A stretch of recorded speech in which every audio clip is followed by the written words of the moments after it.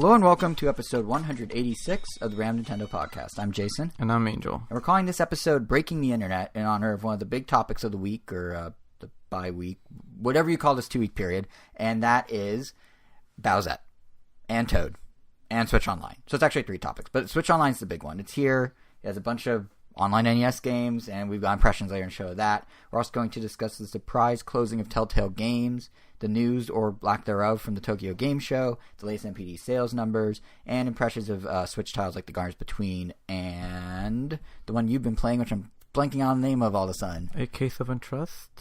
I mean, you should be saying it as a statement, not a question. A case of distrust. It's a case of mistrust. A case of distrust. Distrust. You would think we would know, because you've been literally playing it. Well, I'm going through a case of distrust right now. About the name? Apparently so.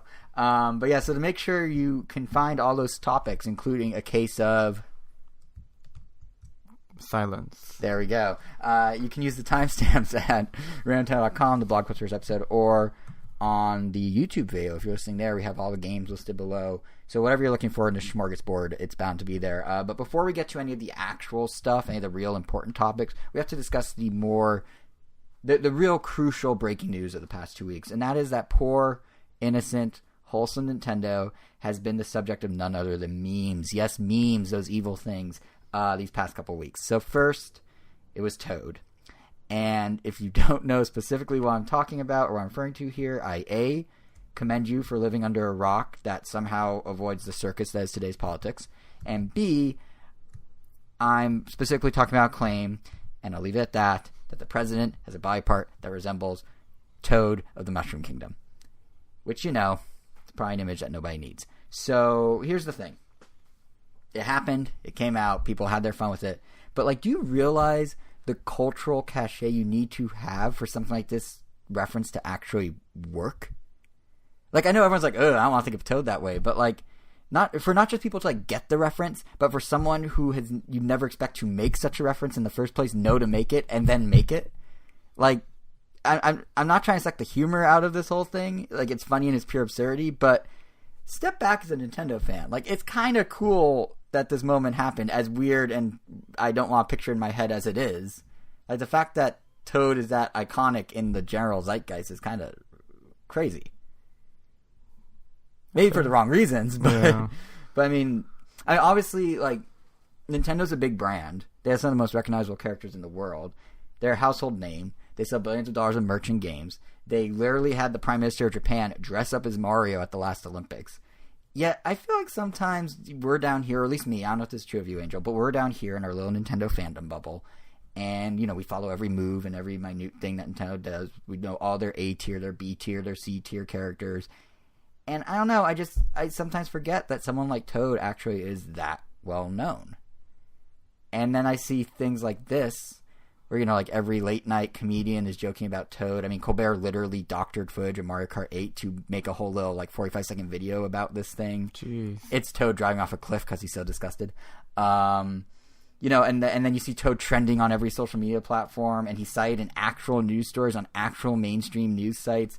And it's just it's kind of cool. The whole reason he's cited is horrible, but as a Nintendo fan, it's kind of cool to see that Toad of all people is getting this level of attention. I don't know, to see that everyone gets the reference is just kind of oh yeah, Nintendo's this bigger thing than our little bubble. I mean, I'd prefer it not be about this. I don't want Toad to be the descriptor of the president's genitals, but nonetheless, the fact that Toad is versus some Paw Patrol character is kind of cool in a weird way. Paw Patrol character? I don't know. I couldn't think of anything better. Wow. I don't know. Does Paw Patrol... I don't know. That doesn't even make sense, actually. Or maybe it does. I don't know. I don't know their dogs, but... Wow. I don't know. But yeah, either way, my point is it's kind of a neat fan moment in a twisted way. What a time to be alive. What a time to be alive. It's kind of it's a much more dark, twisted, upsetting version of when Pokemon Go blew up that one summer. It's oh my god, everyone cares about Pokemon again. Except this time it's Toad. And he looks like a penis. Anyway. Point is, that's just Toad. The other thing that, once that fervor died down, we got a different meme that quickly replaced it with a different type of, I guess you could call it, sexualization? I don't know. And that's Bowsette. So first things first, I know you have a bone to pick with Bowsette. Well, just the name. I don't really, that's what I mean. Yeah. Yeah, I mean, I don't know. Toadette gets a crown in New Super Mario Bros. U Deluxe that turns her into Peachette. Peach plus Toadette equals Peachette. So that's where they got the name. So I enjoyed the math lesson for him. Well, yeah, I mean, just breaking it down. So Bowsette implies it's like a Bowser Toadette hybrid. If anything, that should probably have its own art. I wouldn't be surprised if someone already did that. Yeah, it really should be Peach, sir. Yeah, it should be Powser, Peachhauser. Oh, Powser actually has a good ring to it. Yeah, I like the Pow in it. Yeah, like Powser, the Pow block. Powser's pretty good. Powser, Peachhauser, Peachster. I don't know. Peachster's the one I was thinking of. But Powser sounds... Powser sounds more like a real name. Yeah. But beyond that, like, this Bowsette thing... Sorry, Powser. Let's just call her Powser the rest of the show. This Powser thing, like... How did this... It's actually kind of fascinating in a weird way. Like, again, not in a I like it kind of way. I didn't like what happened to Toad, but in more of a, like, how does something like this blow up so fast? I think it's the fact that it blows up. Because, I mean, I would not be surprised if... Like, there's been fan art of this, like, that existed long before. I mean, the internet is crazy. Like, they would... Rule 42, or not 42, 34. 34. Yeah, there's... See how innocent I am, everyone? I don't even know the rule number. Yeah, like, I'm sure, like, every version of every character has been drawn. Like, I mean, at that point, it's pretty much just drawing, like, a human female version of Bowser. Yeah, but what caused this blow up specifically, for those who don't know, is there's this Twitter user named... AYYK92, and they made a webcomic where it was the end of, I guess, Mario Odyssey. I wouldn't know, I haven't beaten it. And Bowser and Mario are both ready to marry Peach, and she has to give one the rose and send one home. And instead, she just says nope and walks away, and then Mario and Bowser are like, hold up, wait a minute, what if we take the Super Crown, which is now a thing thanks to Super Mario Bros. Deluxe, Super Mario Bros. U Deluxe, what if we take that, and what if we put it on Bowser, and then Mario and Bowser can wed, and then everyone lives happily ever after, because Mario's Bowser, Bowser is Mario, and Peach can go do her solo thing as she apparently has dreamed of doing. So that then happened, and then it spawned a ton of fan art, some of which is significantly less work appropriate than others, shall we say, and somehow it gets kept growing and growing and growing. It's like a full-on meme now. I'd argue that this is the type of meme because it grew so big so fast. It's going to burn very bright. It burned very bright very quickly, and it's probably going to go out just as fast. And like in a few weeks' time, no one's going to talk about Bowsette. It might not even make it through next week. It might not even make it. By the time you're listening to this, it could already be as if it never happened. This is not the Rickroll of the Mario world. This is something much shorter span. But in this moment, in peak Bowsette, phrase I never thought I'd say, it's peak Bowsette. It's just kind of fascinating to see how it grew. Like, again, I don't mean to suck the fun out of it by dissecting what's going on, but I'm going to anyway. No, I don't know. I don't think we've ever seen something fan created go so viral in the Nintendo world, and then get to the point where it like spills over into the general like internet cultural zeitgeist world, where like people were talking about that don't care about Nintendo. It was trending on Twitter, like generally, not in specific groups or anything. And I think what's happening here is, to me, kind of a perfect storm that made it possible, because one of the things that always causes something to go viral, and really it's the anchor of all comedy, and this is really dissecting it, I'm sorry, but, the defiance of expectations. That's the thing that makes humor funny. That's what makes things funny. Like, there's a video going around, this dog that rings a doorbell in Spokane. Like, he got outside and he couldn't get back in, so he rings his owner's doorbell and it's captured on the camera. It's like, oh, that's funny, because dogs don't ring doorbells. Like, it's very simple, obviously. But what's going on with Bowsette is... Powser. What's going on with female Bowser with a corset is that you're taking a perfectly legit Nintendo character. She fits all the rules of the universe, so to speak. Like, the new Super Crown ability says this is how this can happen. It's following canon, if you will. And then you kind of defy expectations by having her go, like, full waifu. By having it be, like, her design is not what Nintendo would ever do in this scenario, but how that design came to be is absolutely what Nintendo would do. Like, on a hypothetical level, is this really any worse than, like, rose gold metal Peach? No, not really.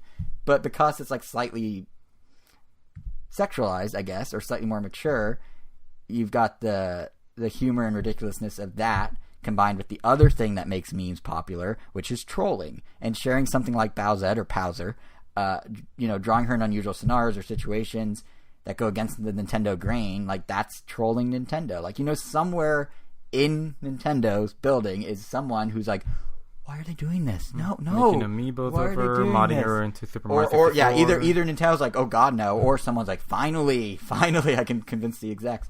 And Nintendo corporate, they officially in Japan have put out a no comment about all this. Like, someone asked Nick, we have no comment about the drawings or the art.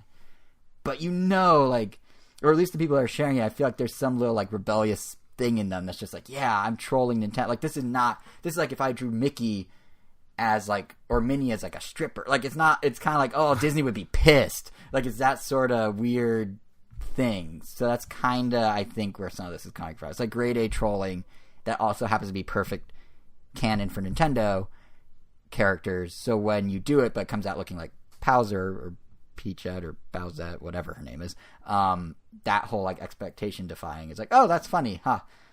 So I think that's kind of why we're here. And to both these points, someone found in the new Mario Odyssey art book, you actually pointed this out to me a few days ago, that this art book's out in Japan, not America, but there is, in fact, a Bowsette-like character at one point. There's a storyboard. You see Bowser throw a hat at Peach and then turn into her. So that checks off box number one of course, this meme works because it fits the Nintendo world canon. But then box number two is checked off because you realize the design Nintendo had for their Bowsette is way more wholesome and normal. And now we're just trolling by having it not be that. So that's kind of where we're at. I don't know. If you think I'm overstating the sexualization of Bowsette, or of Toad for that matter, I would just like to point out, I'm not. You might be like, Jason, why are you making this all about sex? Toad searches for porn went up 2,200% following the Trump claim. Bowsette searches for porn went up 5,800%. That's 5,800% in these past couple weeks. Those are real numbers that were put out in real press releases by real porn companies. Yeah, so a lot of people were just like, man, this is the porn I never knew I wanted. Yeah, some lucky Nintendo fans found their kink, and good for them. But yeah, this is real. Like, this whole, like, I'm not making up that this, like, oh, it's so sexualized. This is, people are searching these things, and I guarantee you they're getting results already, probably, or very soon. I'm sure some companies are jumping on this very quickly. And I'm sure we're going to see a lot of Bowsettes during Halloween. Oh, that's true. Yeah. Especially during Comic-Con. Right? Yeah, exactly. But yeah, so like porn aside. It's funny because there are already, I guess, Bowser costumes that, like, a lot of female cosplayers have designed to be, like, quote-unquote, like, sexy Bowser. Yeah. But now they can just... Yeah, I could see this, I guess, getting replaced because of its popularity. Yeah, and, like, honestly, at this point, I would expect Nintendo to do the proper Bowsette. I think the one we saw in the concept art will in some form materialize as a Mario Kart character or something. Because like I was saying before, we have rose gold metal Peach. Is this really that much worse if they clean her up for like E for everyone audiences? It's basically a done deal. So that's memes. I don't know if you have any thoughts on either of these memes. No comment, just like Nintendo. Smart man. But yeah, that may have been the single weirdest opening conversation we've ever had on the show in its nearly 7 years, because I don't think we've ever talked about any of that. But yeah, actually, you know what? Yeah, I can't even think.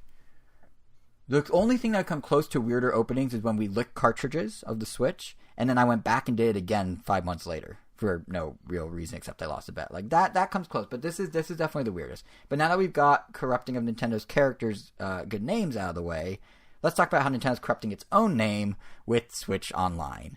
I kid. It's not really that bad, but it is not that great either. So, to be fair, we spent a lot of time last episode talking about how it's missing features, how some choices don't make sense, etc., etc., and I think a lot of that still holds true. But now that's been out for a week, you and I, we are both paying members of the Nintendo Switch Online service, and we've messed with the various features, and it only seems right to give it a fair shake with some impressions and kind of talk about what's there and what we think of it. So, Angel, I've been talking a lot about memes. So why don't you kick off Switch Online? How do you feel about it? Like, did it exceed expectations? Is it lower? Is it higher? What's your pulse on it a weekend? I guess as low as I thought that would be.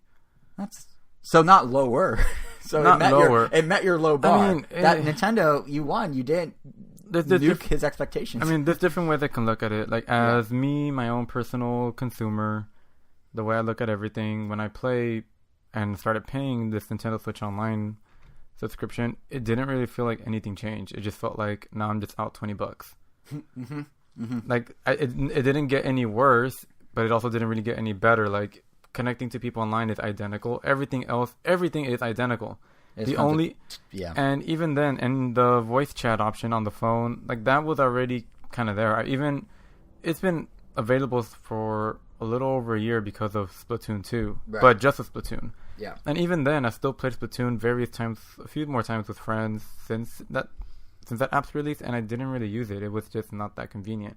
It still isn't. Yeah. Like the app itself, like if you're, for whatever reason, made yourself use it, like it works. Like if you have, it's just back to where it was. Yeah. But it's pointless. Like I'm better off just opening up a messenger chat room or something. What about But like chatting with randoms, like I mean, I guess that's the only that and the NES stuff. I guess it's the only new content. Yeah. So what about let's break this down. What about the NES stuff? What do you think of that? Because I mean, it's almost like Switch Online has two major buckets right now. You got NES and you got chat, and chat's basically like you're saying, it's the same as it was before. Just you could talk to more people. Well, I mean, and strangers. Yeah, that's what I mean by more people. I mean that was kind of interesting. I mean, so far everyone was nice. Like someone recommended Xenoblade Chronicles 2, the DLC. They hadn't played the original game. They just played the DLC, and that was... Well, yeah, the DLC is the separate thing that just came out a couple weeks ago. Yeah, they said it took them over 20 hours. And yeah, everyone's just been pretty good. Apparently, that DLC is actually really good in the sense of it's a lot more streamlined, and it's good for people who aren't super heavy into RPGs like us, which is interesting. Yeah, but outside of that experiment, I don't really see a reason to talk to randoms. So what do you think especially of NES not Online? in Smash Brothers? You definitely don't want to. Oh yeah, people will just be cursing you out. Yeah, and like rule of thumb, Mario Kart is fine because that is more of a casual game. Mm-hmm. But never really try to talk to people in fighting games. You never know who you're gonna meet. Technically, you're not meeting them; you're just playing them online. But anyway, you meet them I know online. What you mean. I know what you mean. But what about? So I would argue the big thing in Switch Online is NES. So what's your take on that? I know I keep trying to steer you that way because that's the only thing that actually has meat to discuss in a way. It's fun, I guess. Yeah, I like. It's like it's a. Does it justify $20? No, not even close. It's just a nice distraction, but that's all it is. It's a distraction. Like you look away for like a few minutes, and then you're like, okay, where was I? Oh, all right, that's it.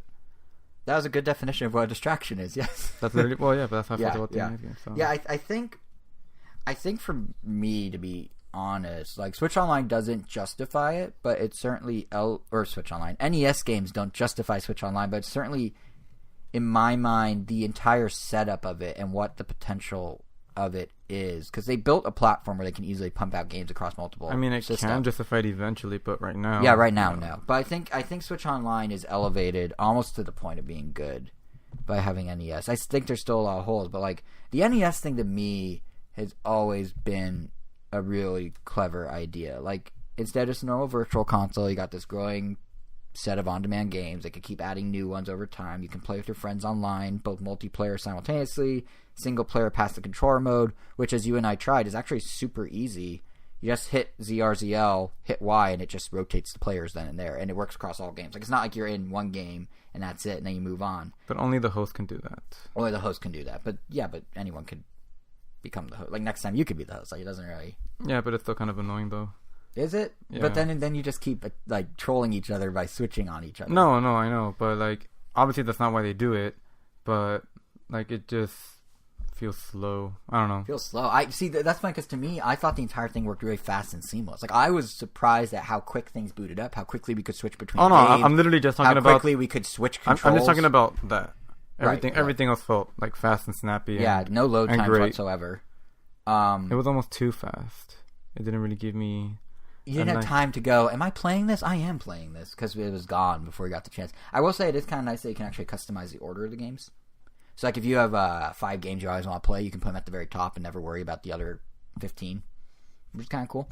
But, yeah, the thing that kind of surprised me, and kind of, I guess to your point, that you thought the whole host thing is you're not doing an online session in the game. Like, I figured it'd be like, oh, you play Mario, your friend hops into Mario. You're doing an online session of, like, the entire library of the app. So when we tested it, we rotated between, like, 5 games over, like, 20 minutes, and it's just all super seamless. which was kind of nice. Although apparently you didn't find it as nice, but I found it nice. I kind of wished, almost, I guess, to your point about host versus not host. I know why they didn't do it. I get that. But I kind of wish it had matchmaking with strangers. Maybe not with chat, but just like, you know, you want to play ice hockey for some reason and your friend's not around, and you could just play against people online. Like, that would have been kind of cool, but that doesn't play nice with the whole you are hooked up to the app as a collective opposed to each game. So I get why it's not there, but it would have been cool. That said, emulation is pretty good, at least in my mind. Nintendo basically ported and reskinned the NES Classic emulator right over. I mean, that's evident by the fact that modders, within a day of this thing launching, already figured out how to import other NES games into the library. It's the exact same hack as if you have an NES Classic.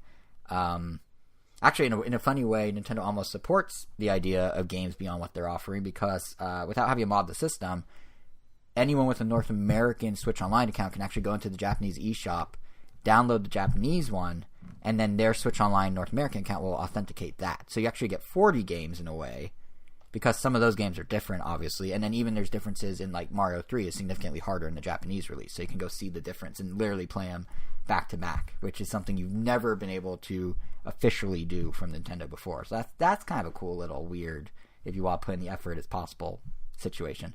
For those who are curious, we'll link to an article in the blog post to walk you guys through how you can get the Famicom set of games. But it's kind of a neat idea. Anyway, beyond the modding, my point is the emulator, because it's the same as NES, pretty decent feature set, I'd say, right? Like, you could do save states. It was like, 4 per game or something like that.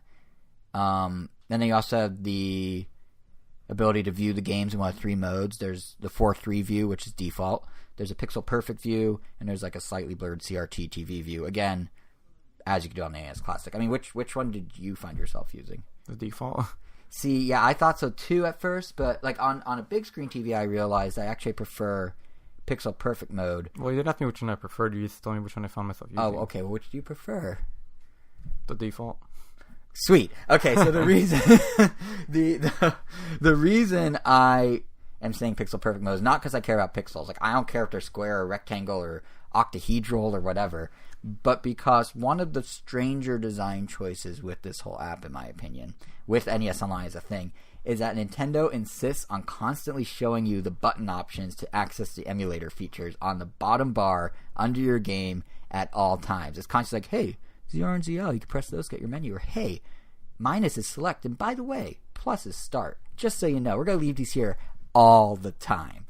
And that's not that bad per se, but when you're playing a game in the full 4:3, which is default, as you noted and said you preferred, the game almost seems to be blocked by the bar. It's not actually blocked, but it's butting up so close against it that I at least found it distracting for games where I was towards the lower or the bottom half of the screen, like Ice Climber or Ice Climber. So it reminds me very. Yeah, it is ugly, but it doesn't bother me enough to warrant going through a few menu options. Yeah, I mean, I will say the pixel perfect mode, it resolves it by adding a gap, but then if you're playing pixel perfect mode on your Switch handheld mode, it's smaller. It's significantly smaller because the screen's significantly smaller. So then you probably want to go back to 4:3, so it fills in the space again. So I get that. But it to me is an especially weird design choice when you consider how much extra space is to the left and right of any given game, because it's only 4:3. It doesn't take up a full screen. Like, Nintendo already is smart enough to use the top left to show who you and your friend are when you're playing. It shows your icons. It shows the connection strength. It even rotates the icons when you switch who's the dominant controller for past the controller mode. Like, that's all really thought out. So I don't know why they couldn't just use the corresponding top right side, which is just empty, to dump those menu controls there and then avoid this completely. I mean, they would have been more out of the way, sure, but they're still there. It's still clear as day. They're right there. And it's not like Nintendo necessarily rushed this out and didn't have time to think the UI. This service has been delayed so many times. And I mean, the fact that if I go into my Switch friend list on a system level and it shows who's playing NES Online and it shows the specific game they're playing, and if I press the game name, like hit A, select it, it'll actually pop up on a system level, not even in the app, just on the system. It'll pop up a whole descriptor of the game and the box art, which no other game for Switch does. The fact that they're able to build that in, which is super cool, it kind of makes me wonder why they couldn't just go, hey, these icons should maybe be not in your line of vision directly at all times. But maybe that's just me. I mean, you said it didn't bother you as much, so. But I know one thing that did bother you, because we were talking about it at the time. The controls are kind of wonky. Or not so much the controls, but the layout of the controls. Yeah, well, it's just weird having 4 buttons for a game that only uses 2. And then having A and B reversed. Yeah, it's not that... Well, I've been playing it a lot more lately, and I've started to get used to it, that now... Like, I was actually considering getting the NES controllers, just because, like, alright, there are a few games on there, while I'm not, like crazy about the NES collection. Ice hockey and wrestling have become competitive favorites in my small circle. I still don't even know how to do wrestling correctly. You and I played, and I had no idea what I was doing. I mean, obviously one's punch and one's kick, but yeah. I lost that. Actually, I didn't lose that badly, but I lost for sure. You lost by a lot. You could tell. How could you tell? I couldn't even tell. How do you tell? There's no health bars. It's by how long it takes you to get out of a pin. I know. Well, I figured that, but we weren't that far apart. I always had you for 2 seconds, and then you won when you finally got me at 3 or 4. Well, anyway, you're saying. I don't remember. Competitive favorites, NES controller. Oh. Yeah, at the beginning it was just really annoying having the extra 2 buttons on top, because I grew up with a Super Nintendo, so typically I would have my thumb already pressed down on the top. I think it's Y or X, one of those two. The top left button. Like that would be Y. I would always have that one pressed down, and then I would always press B to jump. But because we're playing on I'm using the classic controller. I mean the Pro controller. Right. And I guess it doesn't matter if you're also using the Joy-Con, like the dual hand mode. If you use that same configuration, pretty much just playing with those 2 buttons, it won't work. Like, pressing the top button won't do anything, because as far as the NES emulator is concerned, those buttons don't exist. Yeah. So that just took some getting used to, and it was pretty hard at first, but I mean, you have to keep at it, but some people might not want to keep at it. It'd be nice if they had button mapping, because the thing is, like, technically the buttons are in the same left to right order. Like, B comes before A on the NES controller, and B comes before A on the Joy-Con. But on the Joy-Con, B is below A, while on the old system, on the NES controller, B and A are side by side. So it is a little weird to have to get used to raising, even if you're playing with the right buttons and not a Super Nintendo configuration like you're used to, getting used to the idea of having to lift your thumb up instead of to the right is it kind of threw me in a loop for a while. Like, it felt weird. And on top of that, I don't have a Pro controller, so I don't have a D-pad. So I was using either the Joy-Con by itself or the Joy-Cons in the grip. I tried both. And in both cases, the sticks are not great for this. Like, the control sticks don't really it makes sense. The games that are designed to just have like 4, right, and that has 4, and that has analog, so there's a range. And similarly, using the face buttons, yeah, you can mimic a D-pad, but they're just buttons. Like, there's a reason people make D-pads and not just buttons. Like, it feels worse. So yeah, I don't know. I mean, if they had button mapping, that would help the A/B thing. If they had a D-pad, that'd be nice. I can resolve that by buying a Pro controller. I can also resolve that by buying the NES controller Joy-Cons, which, it's funny, I actually was gonna buy them. If anyone remembers from last episode, I was like, yeah, I'm gonna buy them. And then in a weird way, I'm proud of myself, because I ended up not buying them instantly. I thought I would cave. I managed to rationalize that I already have an NES Classic and its controllers, so I don't really need another set of NES controllers, especially since you're not guaranteed. You're not guaranteed that these NES controllers are even going to work in anything else. Like, it doesn't work with Arcade Archives. It doesn't work with any eShop games. All you know is these controllers work with this specific service and what games it offers. Aren't Arcade Archives with arcade sticks? Well, I guess they sort of are. But you could argue that you could use, like, for Mario Bros. Versus, I'm pretty sure you could also get by with a D-pad, and it has the same inputs. Like, the arcade sticks aren't like analog; they're just a stick version of a D-pad. Yeah. So I get your point, but yeah, but they don't work with anything else officially. Nintendo doesn't say they won't work; they just don't officially work. So your mileage may vary. And then on top of that, to your point about Super Nintendo controllers, there are 2 more buttons, right? And someone has found in the 6.0 firmware for Switch icons for the Super Nintendo controllers, much like there are for the NES controllers, meaning, down the line, when the service expands to include Super Nintendo, they're going to release controllers for that. So either I buy them now, and I have to buy more again later, or I just wait and buy the Super Nintendo version of the special Joy-Cons. What if they don't work with the NES games? That would be insane. But knowing Nintendo, that's probably going to be what happens. So where would they slot into the Switch? Because they have shoulder buttons. Well, so do the NES wireless ones. Yep, they have L and R buttons. Yeah, but to access the menus, because you have to hit LR. Yeah, but I mean, if they're trying to stay authentic, like, I mean, you can't destroy the SNES shoulder buttons. I don't know how they would do that.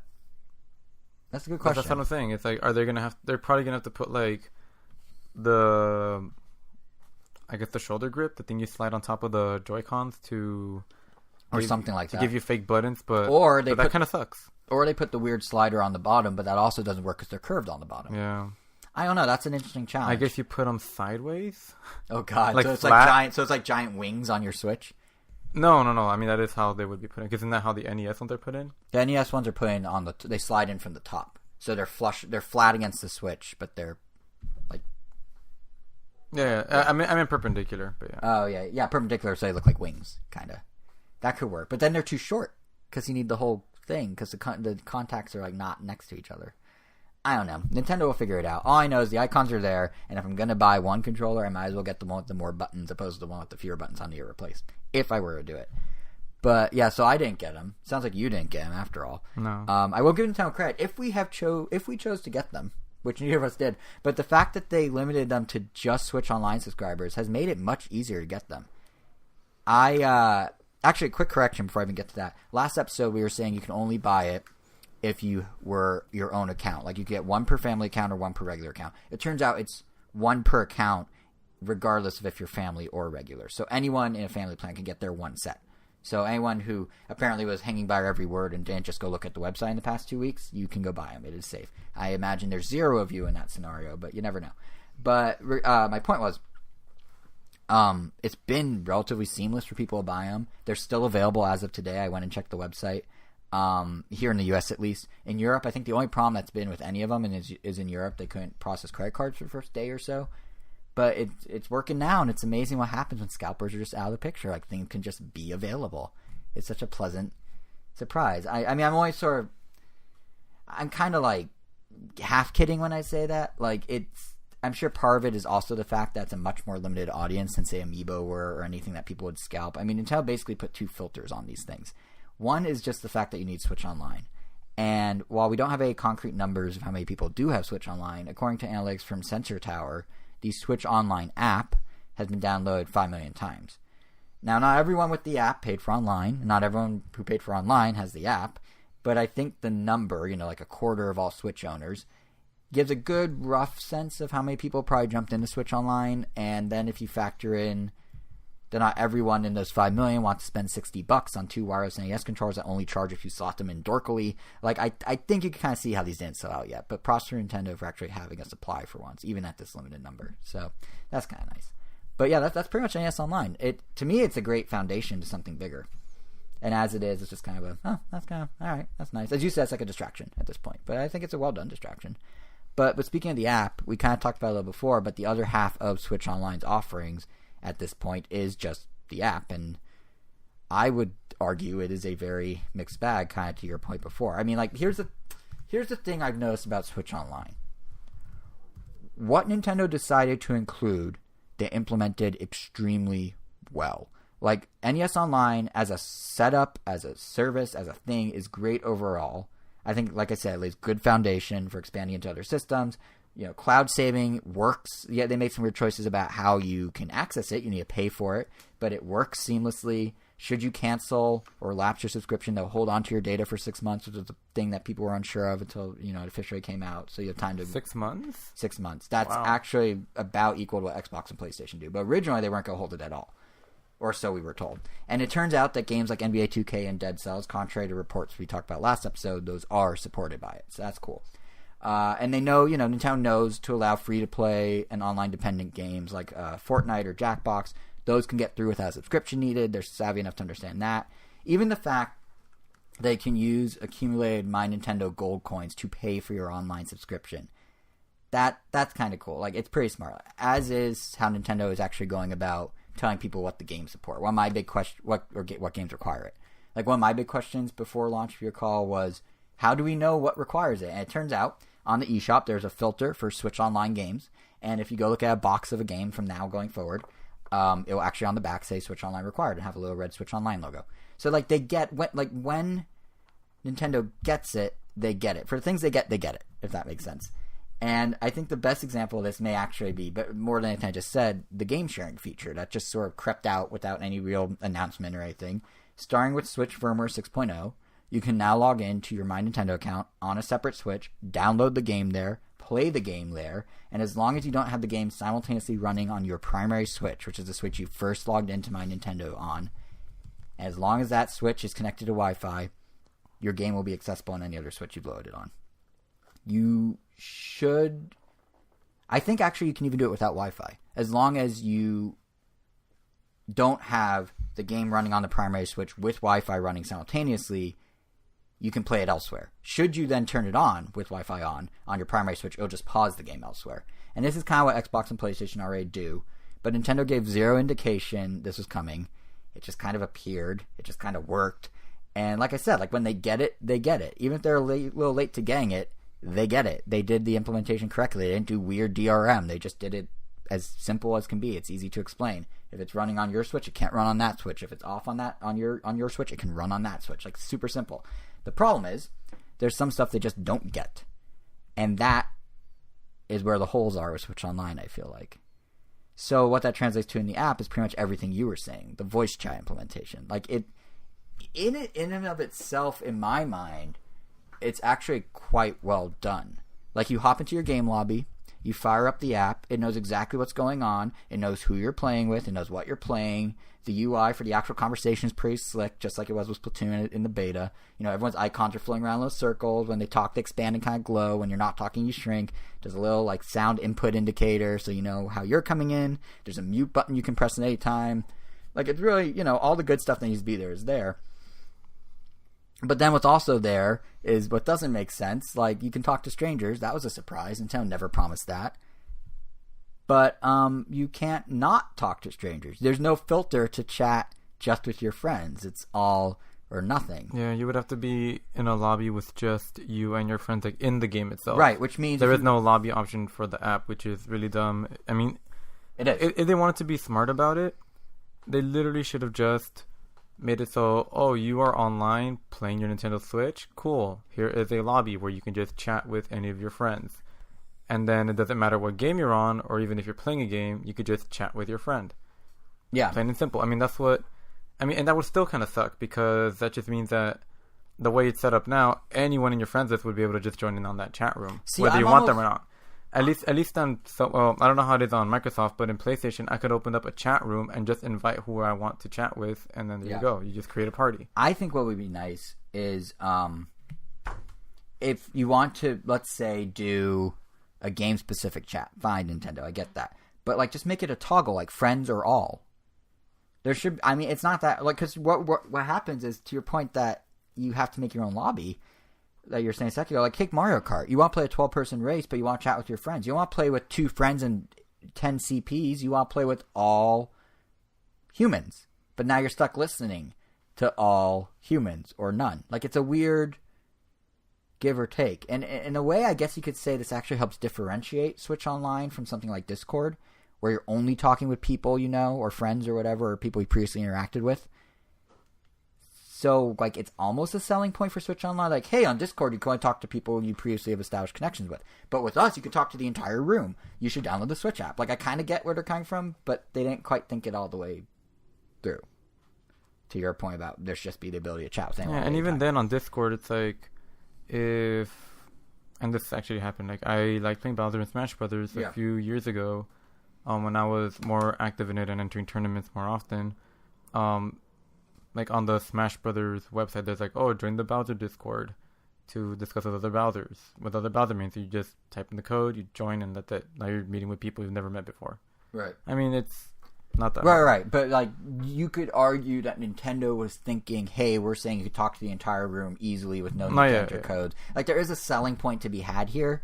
It just feels like they made something mandatory that should be optional, which is who you chat with.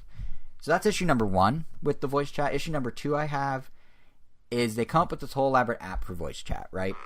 And, last episode I speculated that they probably did this on some level to allow for quote-unquote, like, backseat players to be part of the conversation. So, like, the thing about Nintendo is their signature multiplayer is, like, you know, like, everyone's on one couch in one room playing together. Everyone's chatting. You don't have to actually be playing to be engaged and having fun.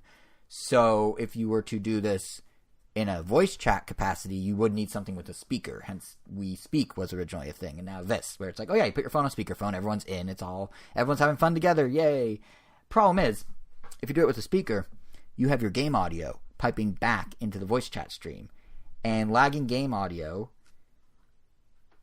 gets sent back and forth as you're chatting. So you not just have the chat, but you have about a second and a half, maybe a little less, behind of the game sounds going on as you're playing your game with your game sounds going on. And guess who didn't come up with a way to cancel that out or block it somehow? Good old Nintendo. Like, I don't know what sort of technical requirements that would take. I don't know what sort of extra processing power that would take. But considering Nintendo knows the sound output for each game, I imagine there's got to be a way they could sort of cross-cancel it as they send the voice through, right? Like, there's got to be something. I'm not a sound engineer, but... Yeah, I mean, yeah, someone more tech-savvy, leave a comment on this episode on the blog, episode 186, Nintendo.com. Tell us if we're toy pipe dreaming here, if this is a feasible thing. But it just, to me, seems like if you know you're making a speaker-based app for chat, you should probably figure out a way to cancel out the other noise that is in chat. It seems to work for the Wii, because I remember using the Wii Speak a few times with a friend, and... it was fine. Yeah, they always sounded crisp and clear, and I never heard what they were playing on the TV, because obviously you put it basically in front of the TV, away from you. So I thought it was going to be like, I'm just going to hear like his TV noises and all this other stuff. But I think part of it for that one was sorry, I didn't mean to cut you short. But I think part of it for that one is they knew what exactly was going on in the game because it was plugged in through the game. Like, the game was handling the exchange of sound. It wasn't like a system level feature. Makes sense. But I don't know why they can't do that here. In theory, they should be able to replicate that somehow. I don't know. It was just a really weird thing that I did not expect. Like, I was pretty sure if Nintendo's doing the speaker thing, they'd We Speak style it. But I guess not. So that's my only other issue. I mean, then you've got the rest of the app that does basically nothing. I mean, Splatnet is still there, which is cool. And like I said last episode, there's weirdly no other game-specific stuff, even though Nintendo had over a year to bring back Mario Kart TV or to create a section for, like, Armed Party Crash updates or anything, really. And there's nothing. There's no way to message people that are your Switch friends. There's no way to use push notifications to alert a friend that you're in a game or any sort of push notification, anything. Like, all you can do is voice chat and Splatnet. It's one of those things where, like I was saying, when Nintendo gets it, they get it. Splatnet's really cool. They just don't get a lot of it, and that's kind of the problem here. So that for now is basically what Switch Online is. And it's a question I posed last episode before launch, and now you sort of already answered it because your expectations were not exceeded, but it's kind of worth asking again. So what we've seen in action, worth $20? No. Okay. So, like, I think I agree with you. I think seeing how NES Online and voice chat are implemented. That's funny. That's $20 a year. So it's not a one-time thing. Because like the fact that NES Online works how it does, the fact that voice chat is implemented how it is, to finally have cloud saves, those to me are upticks over what Switch had before on some level. And I get why Nintendo felt they could launch with these things at a premium, but I'm of the mindset that they're going to keep iterating on it. Like, this isn't the end. Like, I think it's going to be a lot like how we saw the 3DS or the Wii U evolve. Like, if you bought either of those on day one, you had a pretty limited offering. Like, the 3DS didn't have the eShop, it didn't have folders, it didn't have a bunch of stuff. Wii U launched with barely usable firmware, like, it was running so slow, and it was missing features. But then over time, they got better. And if you jumped in a few years later, it was a quite well-rounded experience. It justified the cost. The thing with Switch Online, as you just pointed out, like, sure, one day it could reach that point. They can add stuff. They can make it worth $20. But the problem is it's a subscription. So it's not like you're paying for the future. You're not paying ahead here because you'll need to pay in the future still every single time. So right now, as a full set of features in this particular moment, I agree. It's not worth the $20. But that could change in one or two updates. That could change with a few things. The thing is, we don't know when that's coming. We don't know what that is. We don't know if that will happen. I mean, if they follow that path, it should happen. And I mean, at some point, if they do keep adding 3 NES games for, I don't know, say a few years, which they're apparently doing. Like, whether I play NES games or not, at some point it will feel at least worth the $20. It's like, oh, I don't really play the NES, but it is nice to have these 100 NES games. Exactly. For $20 a year. Yeah, like not bad. So yeah, it's almost like they should have. See, then that would have been PR nightmare. Because as I say, they should have almost like dynamically scaled the price as they rolled out new stuff. Like maybe start at $10 and then work their way up. But that's a lot harder to keep telling people we're raising the price. Like, you know, every time Netflix raises their price like $1, everyone flips out. Imagine if Nintendo did that for like 5 straight years. So, yeah. So yeah, I think right now it's not quite worth it. But on the other hand, it's absolutely worth it because if you want to play Switch Online, you need to pay. We have to pity them though. In order for them to keep providing the same amazing content, they have to raise the price. Do they? That's what they say on the email. Yeah, I know, but do they? I mean, this is a company that's rolling in money right now. In the Wii U, like, to be honest, if in the Wii U days, like, we need you to pay online because we're, like, struggling, I would have been almost more okay with this in a weird way. Like, I would be like, well, that's your problem. But I also be like, oh, but I do want them to do well. With Nintendo Network, that actually had messaging. Nintendo Network perfect, is what Switch Online should have been. Yeah, I like the Miiverse. Game-specific communities is huge. Like, the fact that you... Yeah, Miiverse, obviously. The fact that you can honestly, find people and friend them and then play them online through internet chat. That's and accessing that stuff was a lot like more convenient on the 3DS just because you have the touchscreen. You just tap the icon. It's right there. Technically, the Switch should be able to do that. No, yeah, that's like so it should have worked nicely on the Switch too. Yeah, and the Wii U had the touchscreen. The Wii U was kind of hit or miss depending on like what you're using. Well, the touchscreen is kind of wonky, yeah. Yeah, like and sometimes like I just play with the Pro Controller. Also, it didn't have friend codes. Nintendo went so backwards with this. Like, it's so weird. And then they charged $20. It's so weird. But yeah, I think its own Skype. It did. Yeah, that's the thing I don't get. How did Nintendo go from we want you to be able to text, we want you to be able to video chat, we want you to be able to audio chat to being like, what if you like just put a speaker in the corner of your room on a different device and then just like use that? Like, it's such a weird shift in mindset. I mean, I know a huge thing about the Switch's UI that they did a whole backstory like panel about this at some Japanese event, and they're saying, yeah, it's about being fast, it's about being speedy, it's about being like simple because they felt the Wii U was bloated, and that's part of the reason that the interface was so slow. So like apparently the Switch UI is tiny. Like the file size of the actual UI is like minuscule compared to what Wii U was. So I think they just got a little too into that mindset when they were scaling back the online, but who knows. So we'll see what happens. Well, I mean, I'm hopeful it'll turn into something. As I was starting to say, it doesn't matter if we find it's worth $20. If you want to play Smash Online, if you want to play Kart, Arms, Mario Tennis, if you want to play any of that, you're paying the $20. It's just, do you feel like you're getting ripped off fully, partly, or not at all? And I would say somewhere between partly and fully, but definitely not fully, but definitely partly. I feel like they're holding those games hostage, but they basically are. And Minecraft and Rocket League, and it's a bunch of third-party stuff.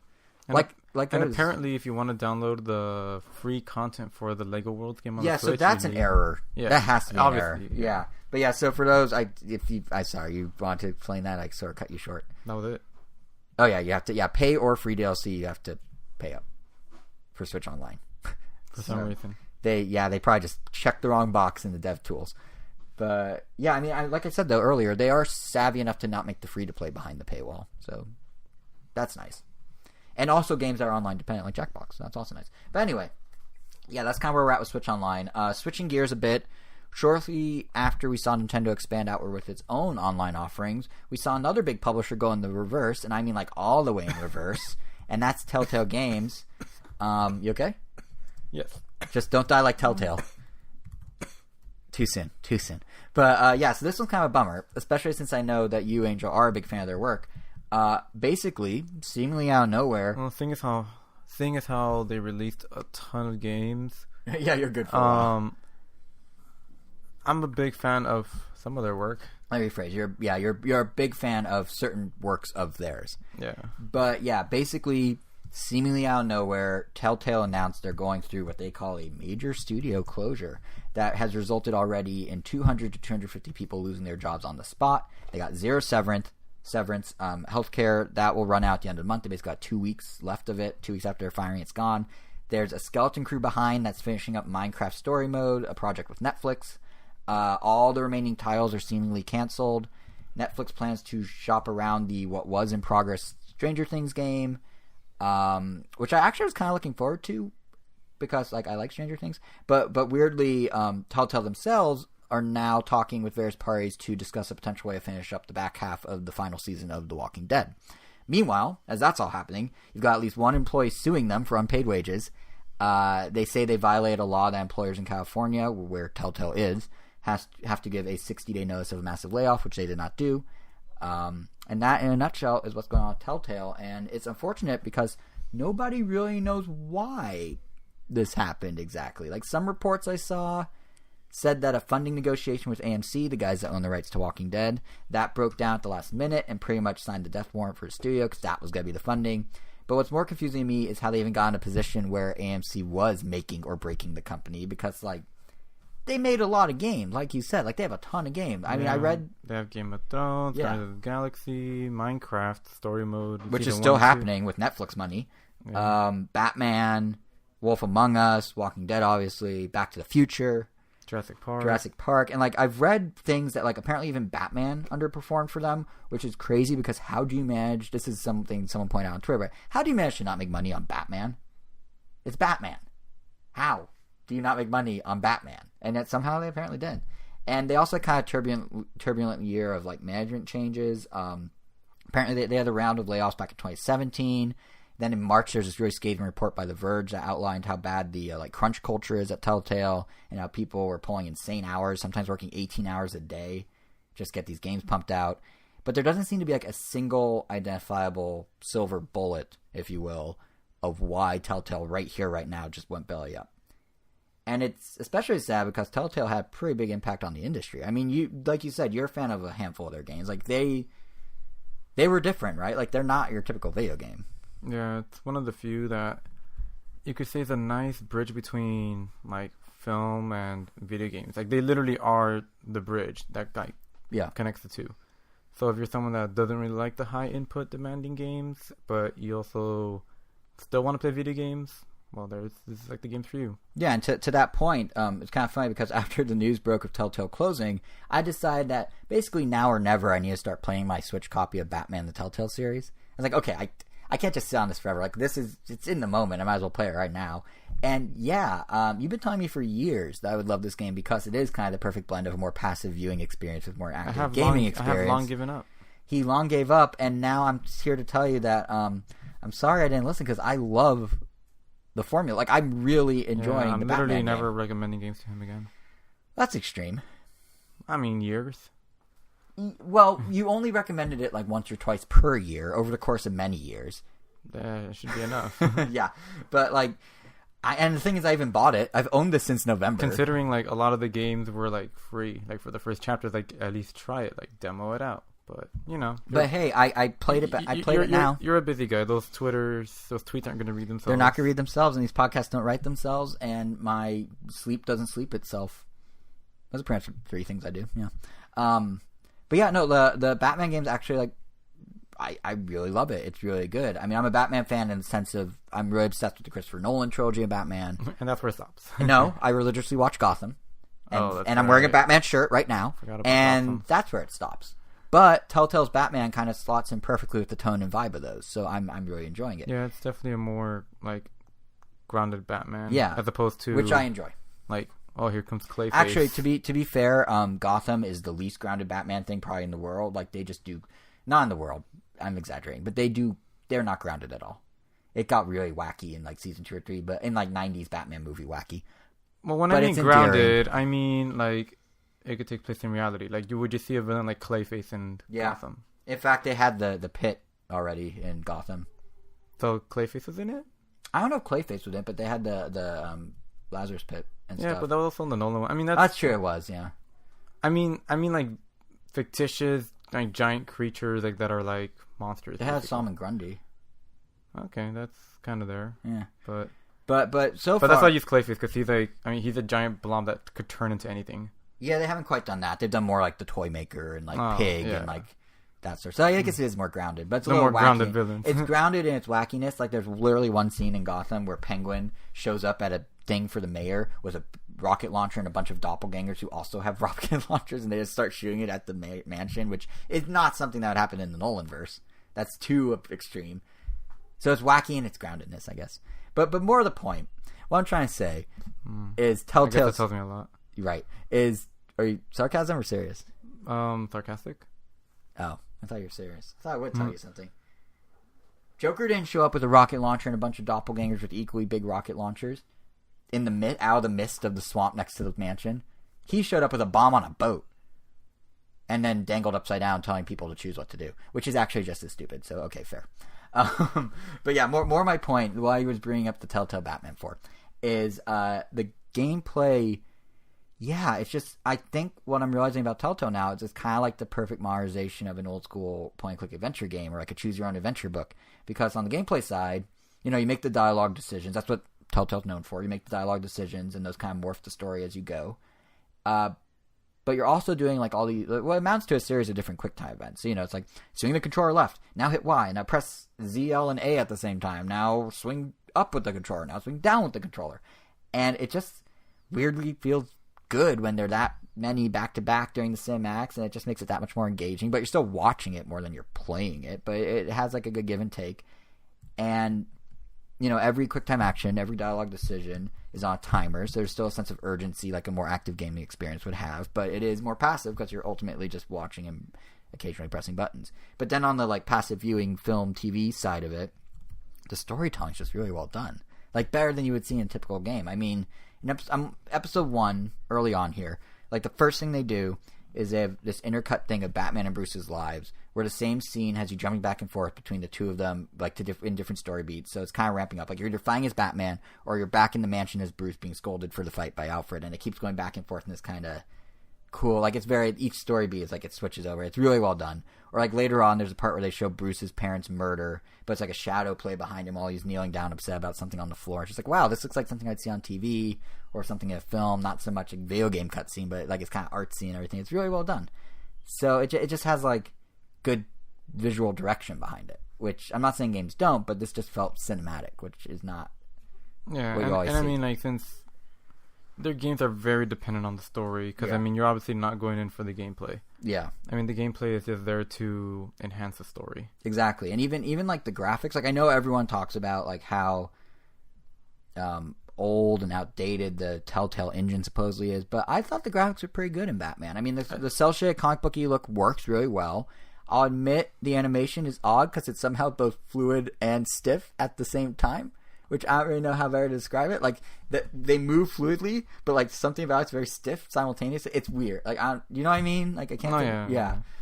It's like their arms move fluidly, but the rest of them forget to go with it, or something. I mean, overall, like the games have definitely looked a lot better. If you look at the first Walking Dead versus the most recent one that is not finished, like you could or the one that just came out Tuesday. Yeah, you could see a huge difference, and it does look like. I mean, I don't think it honestly needed a better engine, but it is what it is. Yeah, I guess my point here really is I should have jumped in sooner.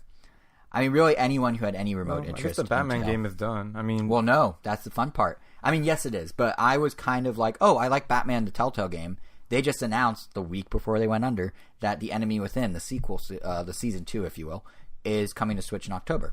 Not anymore. I mean, so I have to go find it on some other device. You have a MacBook, and I have a phone. Yeah, I know. There you go. I know. I'm not saying it's impossible. I mean, if you enjoy the story as much as you're saying you are, I don't see any reason why you can't. Well, I guess it's more like, never mind me, but the people that want the conclusion of Walking Dead, or the people that want Wolf Among Us 2, or anything but like right that. now it is about you, because... No, but I'm expanding it out to carry the conversation forward. I'm saying, like, for me, yeah, I can resolve it, but it kind of sucks for people. The whole Telltale situation kind of sucks for people who, like, for me, I can handle Batman, but what do you do if you want the conclusion of Walking Dead, or Wolf Among Us, or the Stranger Things game? What if you're really psyched? Well, Netflix is carrying that one, so we'll see. Yeah, I mean, I'm definitely part of the problem, because I typically don't really like to buy episodic stuff until it's all done. Right. So I was going to wait until The Walking Dead was done before I bought it, but I mean, I'm sure the low sales probably didn't help, and there was probably a bunch of people like me that just weren't getting it because they wanted to wait for it to be over. Yeah. But at the same time, it's like, well, since I haven't played any of it, I'm not left on any big cliffhanger that they left, so... Right, you concluded with the last season, so you're which, okay. I mean, it's just another open-ended ending. It's like, you make up your own ending. All right, Clementine had a happily ever after, whatever. She died as an old woman. Now, the problem is, and I realize we're sort of part of it because we're doing this too, is understandably there's an outpouring of feedback from fans after the closure. They want the final Walking Dead, whatever, to the point that Telltale, as I mentioned before, is now actively shopping the remaining couple episodes around to potential parties, and that's totally fine. That's great. I want my Batman on Switch, which won't happen, I know. But here's the problem. Job at some point? It is just a port job. So someone else could do it, but someone else has to get publishing rights. But here's the bigger problem. And we're guilty of this. Just play it on your fancy new XS. My iPhone XS in space gray, sitting right here in front of me with its Face ID. So fake. So fake? What do you mean it's fake? It's just so shiny. It looks like a knockoff. It's glass. Yeah. That's why. It's very resilient glass. You can drop this from apparently 8 feet on asphalt and it doesn't crack. Someone tried it. I'm not going to try. Don't even ask. But no, what I was getting at is like it's great that everyone's passionate about these games, and we're guilty of this too. No one's really thinking about the fact that the employees need to come first. Like Telltale's seeking out these potential partners to finish up Walking Dead, right? But there's no word on whether anyone who worked on the game is going to get paid. None of them got severance. They're all screwed over. There's one employee who worked till 3 a.m. the morning the night before they got fired, expecting, oh, yeah, when I get my next paycheck, I'll get overtime, whatever. And they just got cut loose. Like, where's the compensation for that? Where's the compensation for employees who worked on those 2 episodes being shopped around? If someone picks them up, great. They're going to make a ton of money off it. What do those employees get? Probably nothing. Or how about the people that worked on the one that came out on Tuesdays, episode 2? How about anyone that worked on anything at Telltale? Like, they got fired with 0 warning. They got 0 severance. They had a whole 30 minutes to clean out their desk and leave. Like, is Telltale seriously just going to cash in on these people's work and not pay them? They're like, I don't know, they're going to...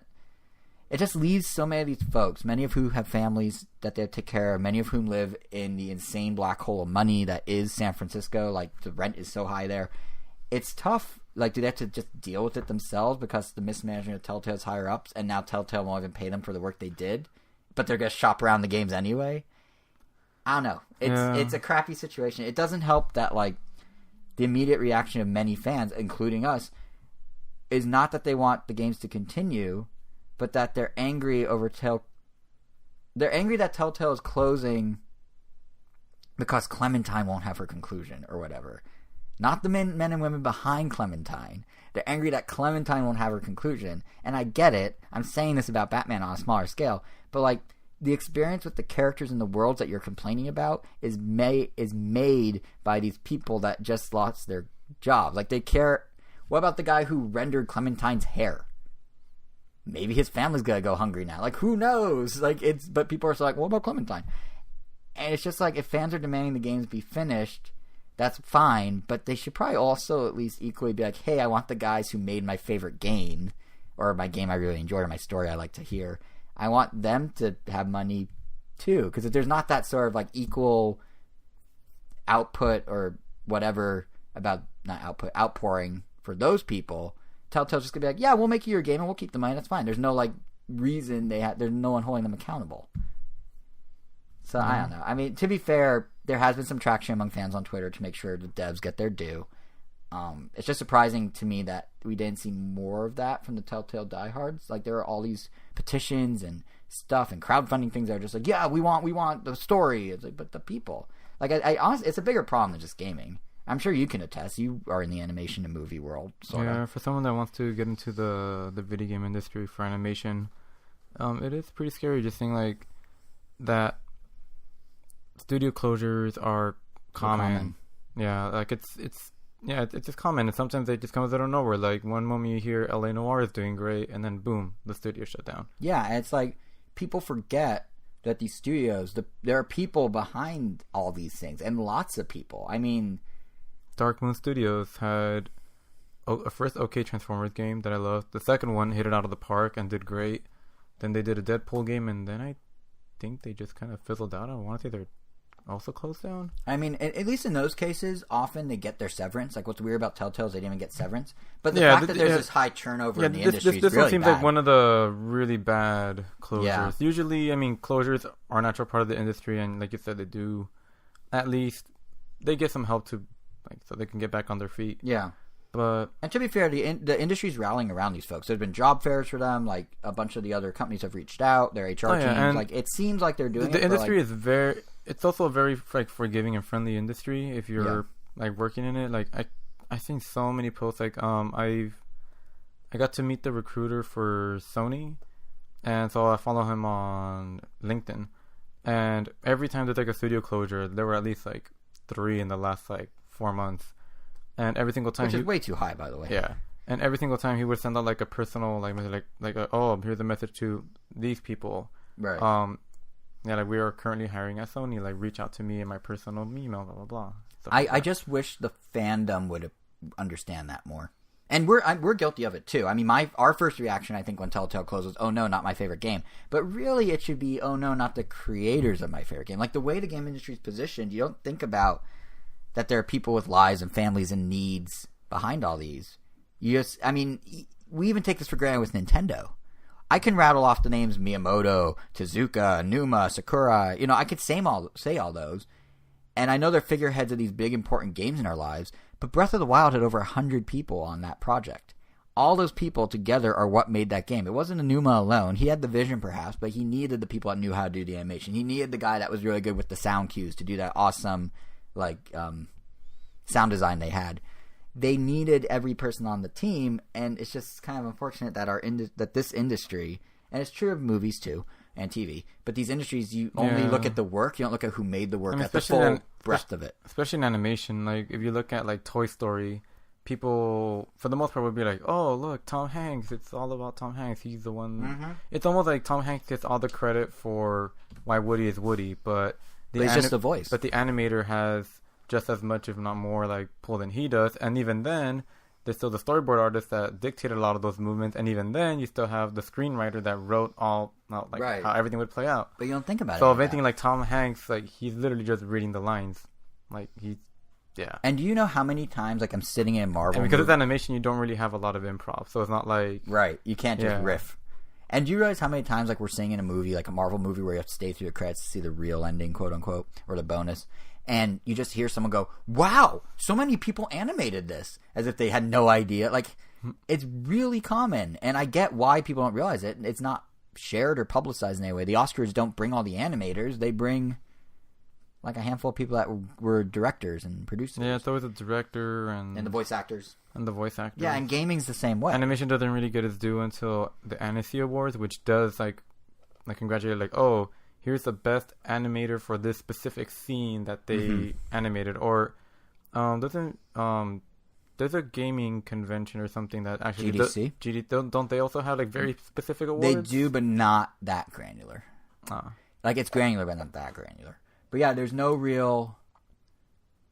There's like no, like everyone's like, "Oh, is Miyamoto working on Pikmin 4?" It's like, yeah, he might be like spearheading that, but I guarantee there's a whole team of people that have been working on it. No one cares if anyone but Miyamoto's working on it. Is Miyamoto working on it is the question. And I realize some of this is shorthand and people understand their teams. But it's just, I feel like the industry, we could benefit from shining a light more on the business side of gaming and the practices of studios and how they treat their employees. But kudos to Nintendo only showing us a lot of their, I guess, execs. Yeah, I mean, they are. And I was making that point that we know all the big head honchos' names. And it's much better than it used to be. Miyamoto was the only developer we knew the name of. So it is nice to see them start to broaden that. And I think they're doing that because they know Miyamoto's going to retire and they have the next generation lined up. But even then, we know a dozen. And there are thousands. I think Nintendo implies, yeah. Literally, he's a creative fellow. That's his exact title now. Mm-hmm. But I think Nintendo employs 5,000 people. And we know maybe 20. Which, again, you aren't supposed to know how the sausage is made entirely. You only know 20? I only know 20, maybe 25.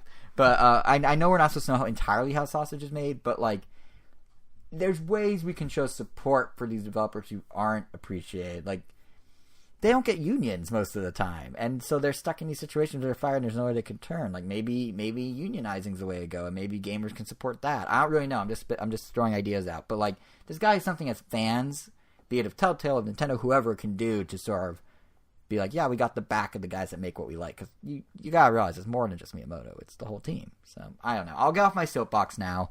The way Telltale seems to be handling this whole thing just kind of bothered me because, these folks deserve better. Yeah, but not closures. It's like other, what's the word I'm looking for? Not conspiracies. Without closure, there's all sorts of alternate endings. Hey! Yeah, we're at the dialogue tree of Telltale's future, and they'll remember what you choose, or Clementine will remember that, or however you want to word it. So this is the moment. So if Telltale doesn't, even if they do the right thing in the end, if they're not saying it now, it could be a PR blowback. And honestly, the only reason this even came to light personally for me in this context was I played my first Telltale game firsthand, realized how much talent just got screwed over, and it's just like, okay, this is weird. Quite the tale to tell. So yeah, that's where I'm at. But anyway, there was one other big news event of note,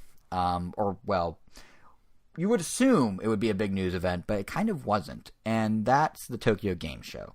So just to set the stage here a bit, lied to. You straight up lied to. We'll get to that in a sec, but just to set the stage here a bit, Straight up. Okay, Travis Scott, settle down. Huh? TGS, Travis Scott and all his songs in the background and all tunes like straight up or lit or things like that. So every time he kept saying straight up, he sounded like Travis Scott. Is that common knowledge? Considering he's one of the biggest rappers in the world, I would say at least one listener understood that reference, and one is all I need. Oh, okay. But that's gonna be me. I'm that listener when I listen. Is rap like the new pop? Yes, that's ridiculous. It's the new rock. Rock's dead. Rap's here now. Oh God.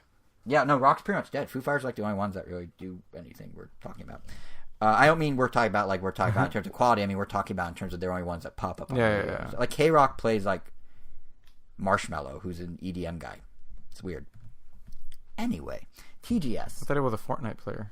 He's both. Whoa. Yeah. Crazy, right? It's like how Deadmau5 plays PUBG and DJs. In fact, Marshmello is the Deadmau5 of Fortnite. There, I said. They both wear funny hats. I mean, helmets. They're pretty funny. And they both have X's for eyes for some reason. I took a sip of water right when you said that. They are pretty funny. They are. Anyway. Where was it? What were we talking about? Tokyo Game Show. Yeah, so TGS happens. I think I was starting mid-September. It happens mid-September in the city of Tokyo, where they show games at a show. That's why it's called Tokyo Game Show. Just fun fact. Seems like a It's crazy. It's a huge show. It has 300,000 people attend every year, and the thing is, it's never really been a Nintendo heavy event. But in fact, actually, Nintendo never really goes. I think this or last year was the first year they went, and all they went was as a sponsor of the indie section. So their logo's just on the indie. You mean they didn't have another Smash Ultimate booth? They did not have a Smash Ultimate booth. They never do TGS in a real capacity. But even when Nintendo doesn't go, with Switch being such a hot system, it just hit 5 million sold in Japan, which means it surpassed what Wii U did in only 18 months. Not bad. In Japan alone. Considering how hot the system is, considering that most third-party support for Switch is from Japanese publishers, you would think we'd get some news out of TGS. Because all of them were there. Nintendo wasn't there, but Bandai Namco was there, Square Enix was there, Capcom was there, all of the big guys were there. So what did we get? Well, Dragon Quest XI is coming to Switch, and now it has an S on its name. Isn't that exciting? The S, if you're wondering, stands for special, as well as the Japanese words for both speaking and voice actor.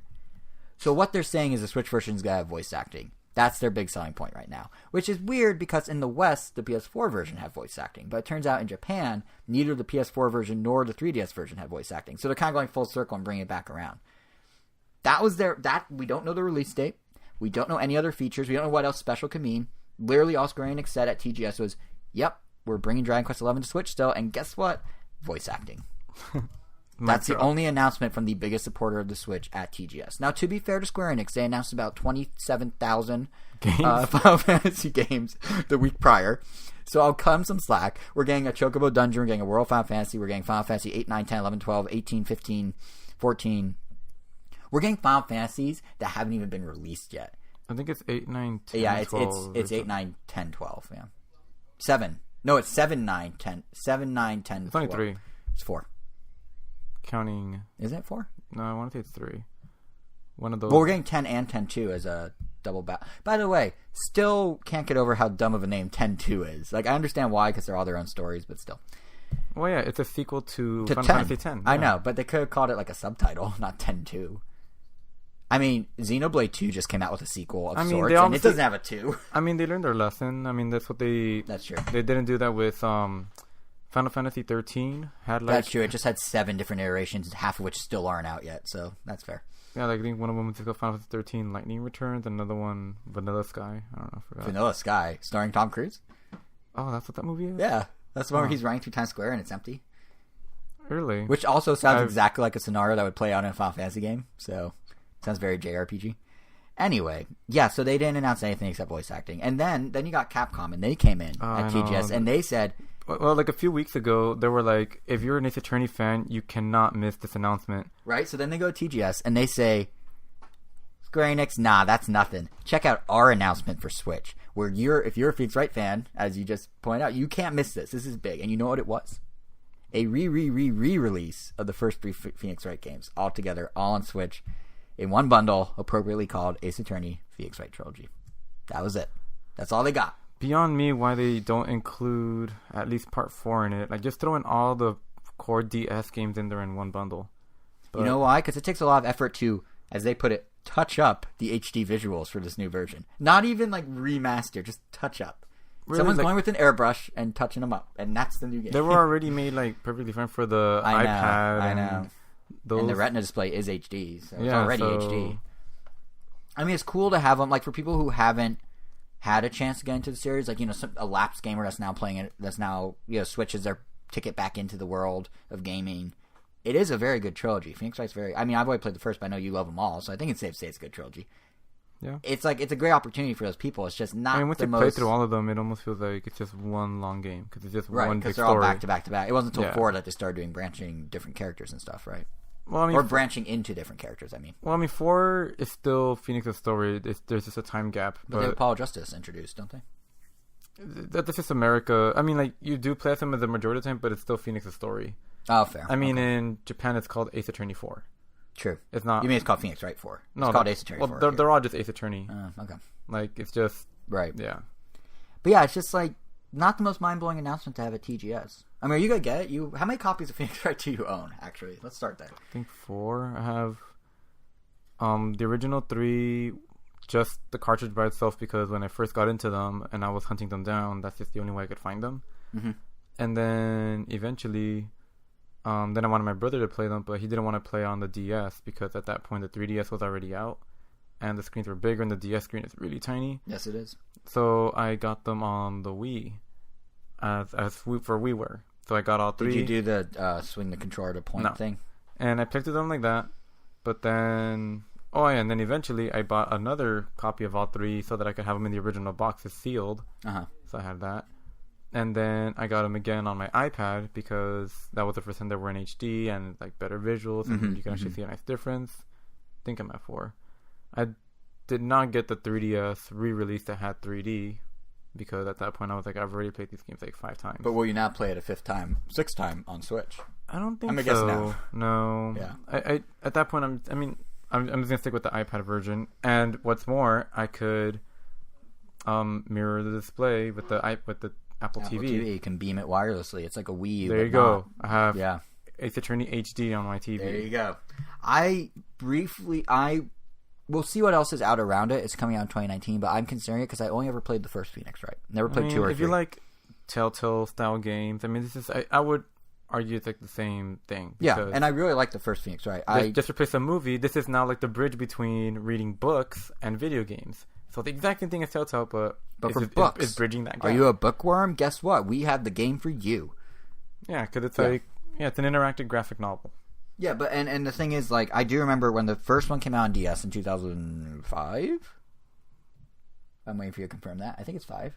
I don't know. Well, whenever it came out, they were short. It sold significantly better than Capcom thought. There were shortages everywhere. This was like the first month or 2 it was out, and I went to Nintendo World in New York. I happened to be there within that month, and I went, and they had 2 copies, and I bought one of the 2. I don't know why I would buy both. And then I think I played almost like 3/4 of the game just on the plane ride back.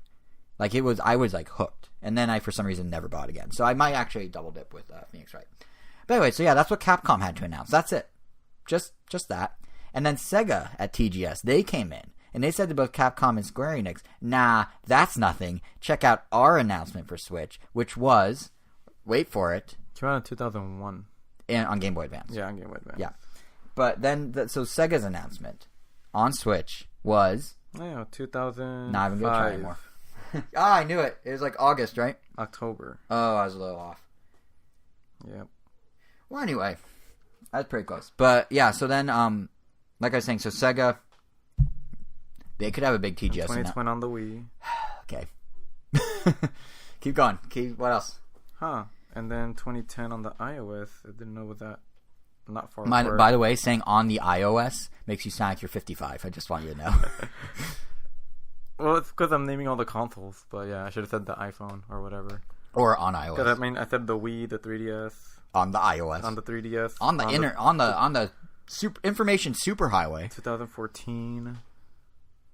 Yeah. So it's like every few years they re-release it, basically. Yeah, basically. But yeah, so that was Capcom, and they basically announced only that. So now we're at Square Enix announcing an S, Capcom announcing a port, and Sega, they then came in and announced 50 ports and in one package. This is their big TGS announcement, is they're porting a series of ports.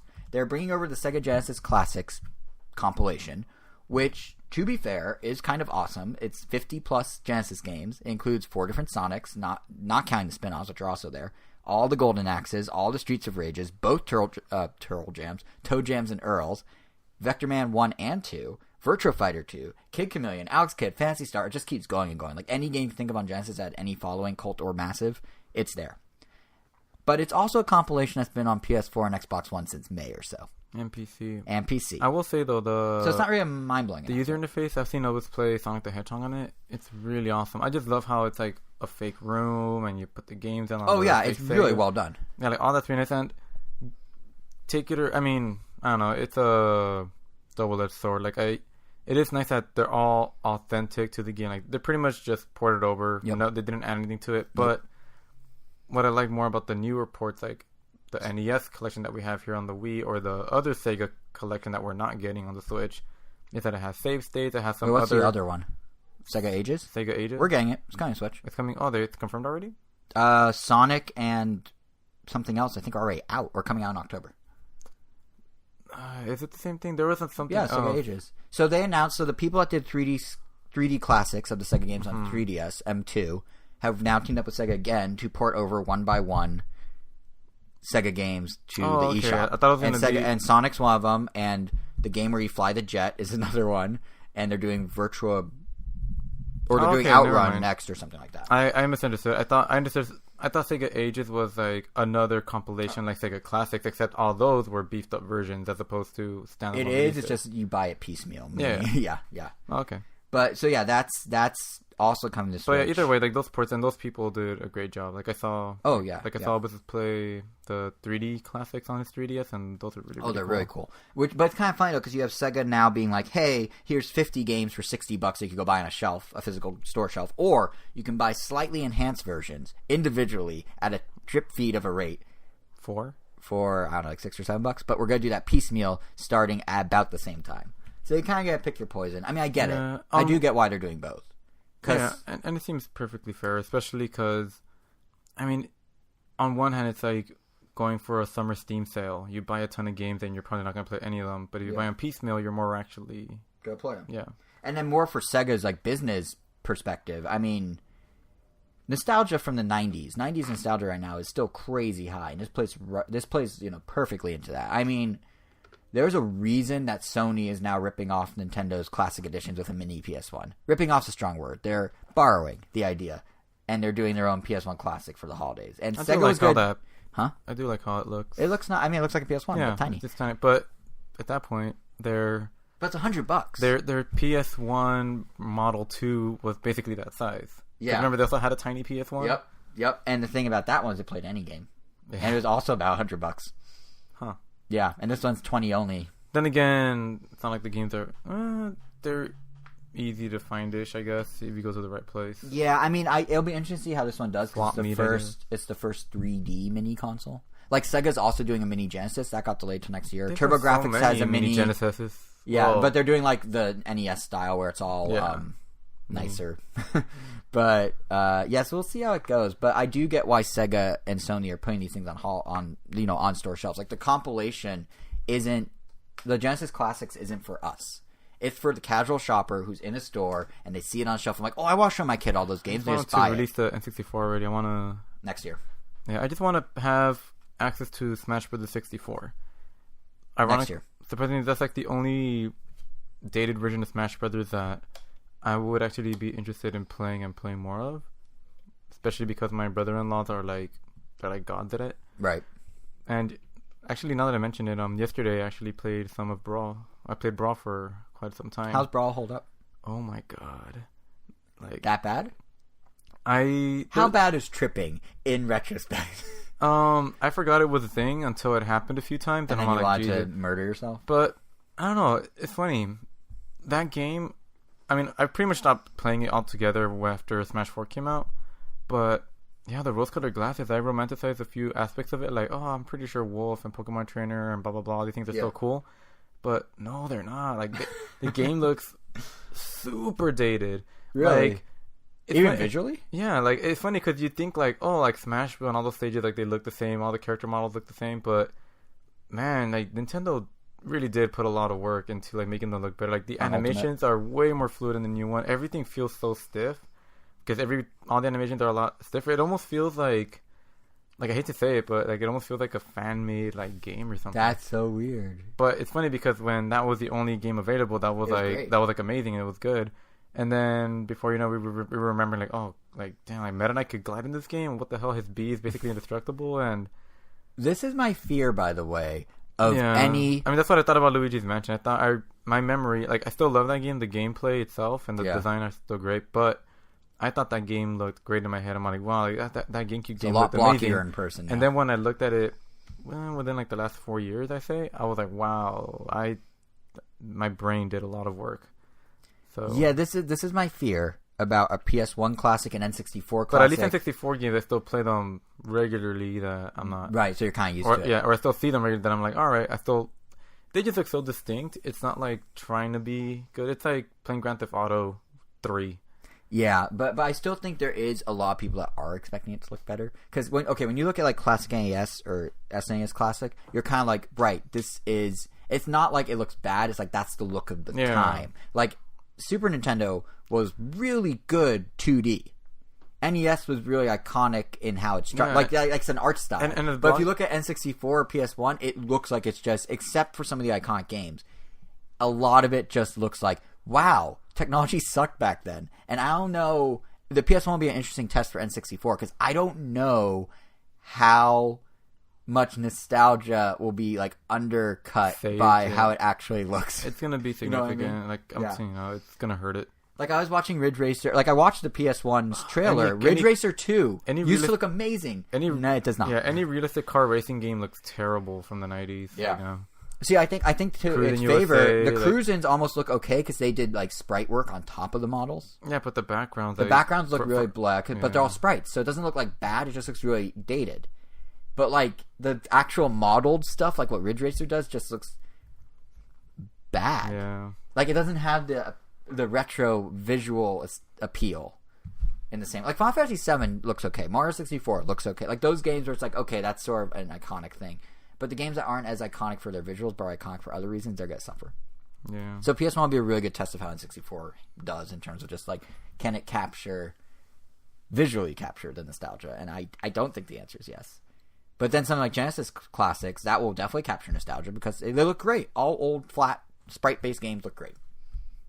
Like Vector Man even. It's like, oh, that's cute. They tried 3D. Like, it looks fine. So it'll be fine. But yeah, to the broader point about Tokyo Game Show, that was kind of it. We got a Dragon Quest name, a Phoenix Wright port, and then 50 Genesis ports that were ported from another system. Like, the sort of stuff I'd expect to see revealed at TGS simply wasn't there this year. I mean, take, for example, the announcement of a new R-Type coming to Switch. That happened, I don't know, 3 or 4 weeks ago. We didn't get a chance to cover it last episode. But here's a classic franchise. It's being revived on the Haas platform. It's a series that has roots in Japanese gaming. It's a series that can easily play off nostalgia for attendees at TGS to convince them to try it. But instead it was announced in a press release that easily could have just, it's not timed with the show. They popped it out whenever they felt like it. And the thing is, like, it's actually kind of cool, the game. It's called R-Type Dimensions. It has the original levels from R-Type 1 and 2, but what they're doing is they're letting you play them either classic graphics or HD graphics that don't look that great.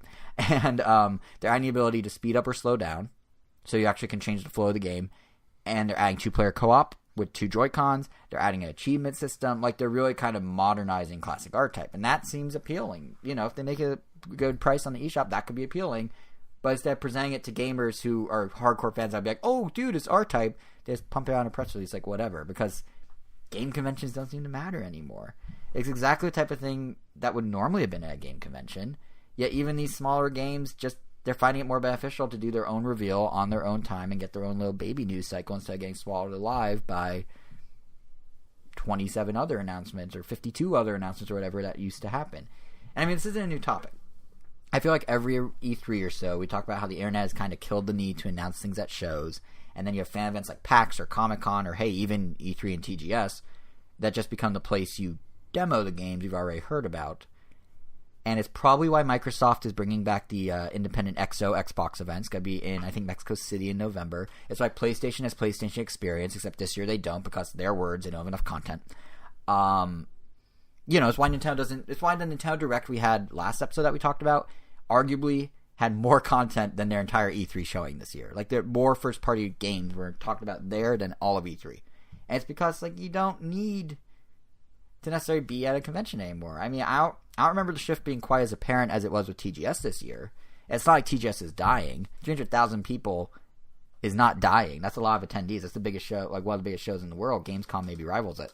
It's just interesting to see the shift be this big, this fast, and all the announcements just like fall to the wayside. So that's my 2 cents on that. I just kind of was hoping for some surprises at TGS, and we did not get that. And the thing is, though, to be fair to these game developers, their new strategy works. I mean, look no further than August NPD chart, which is my way of sliding us into adjacent sales corner. Because, yeah, the industry is still growing leaps and bounds, even with everyone not announcing things at conventions anymore. Industry sales were up 26% year over year. Hardware was up 28%, led by Switch at number 1 for another month. Software is up 16%. So, like, people are clearly getting the gaming news they need from the internet and buying things. So it's working. Like, we're just going to see further and further that E3 and TGS and those things become less news reliant and more just fan events like PAX. Like, they're all going to be on the same footing. Of course, since it's August, back to NPD though. Let's talk some NPD numbers. Since it's August, the top game of the month was Madden. It's always Madden. There's only been one August ever when it wasn't Madden at number 1. And that's because Madden came out right at the end of August and actually fell into the September reporting window. Otherwise, it would have been number 1. But yeah, it's Madden at number 1. Then the rest of the top 10 is like this weird smattering of kind of older games. It's really strange. So like Monster Hunter World, that's at number 2. It got the boost thanks to the PC version coming out. Tom Clancy's Rainbow Six Siege of all games was number 3 off a big DLC release. And here's the weird one. Call of Duty Modern Warfare 2, a game for the Xbox 360, was number 8 on the chart this month, years after its release. And it was number 8 solely off the fact that Xbox One's backwards compatibility now supports Modern Warfare 2. Which to me is just kind of crazy that got that high off that. But hey, more power to Activision. For Nintendo, they also had kind of older titles that did best. Mario Kart 8, number 5 on the chart. Breath of the Wild, number 9 on the chart. Mario Odyssey came in at number 10. If you expand to the top 20, you've got Mario Tennis Aces at number 16. So in the case of Mario Tennis, it's still selling for sure, but it's not necessarily the permanent evergreen like those big 3 of Kart, Zelda, and Mario that are always in the top 10, it feels like. And then in terms of new games, Monster Hunter Generations Ultimate, which came out in August, that made the top 20. It was number 14. Ooh, without my help. Without your help, and for an enhanced port of a game that was on 3DS, that seems pretty decent to me. Like, that doesn't seem that bad to come in at number 14 when you're an old game. If it's decent to you, then it's decent to me. Well, that sounds great then. But what I actually find more interesting than any of these numbers I just spouted off, this time around at least, is what's within the Switch-only top 10 list. So looking just at Switch games. Like, all the games I just told you, those all made the top 5 in the Switch list, obviously. If they're in the top 20, for everyone, they're going to be in the top 5 for Switch. But then you got Octopath Traveler at number 6, which suggests it's still selling pretty well. It just came up just shy of making the overall top 20. So that's impressive considering it's a JRPG. It's on its second month. Usually those types of games are front-loaded. This one's still trucking along on some level. Under that, number 7 is Splatoon 2, which on the one hand you could argue is performing at that level thanks to Octo Expansion DLC coming out in June and giving it a bump. But I imagine Nintendo wished that it was higher in that list. Did you ever get that? I did not, but I have not finished the single player of Splatoon, shockingly. Oh. Did you?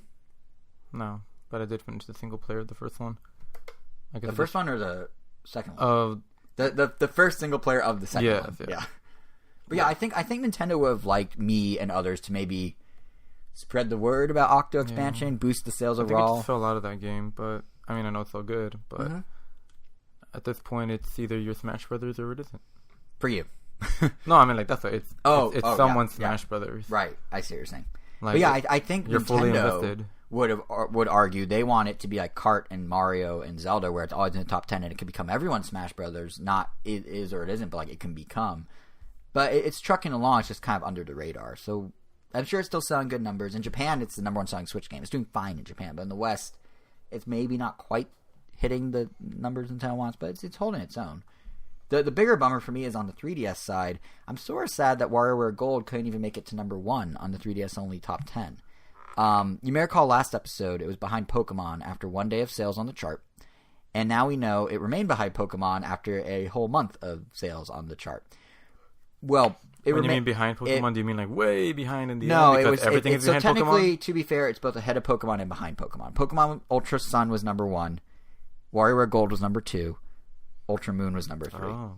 Now, we don't have any idea what those numbers are, but as a diehard WarioWare guy, I would have liked to see it be the number 1 game on the 3DS chart, considering what beat it is a 9-month-old game. I mean... Wario's not number 1.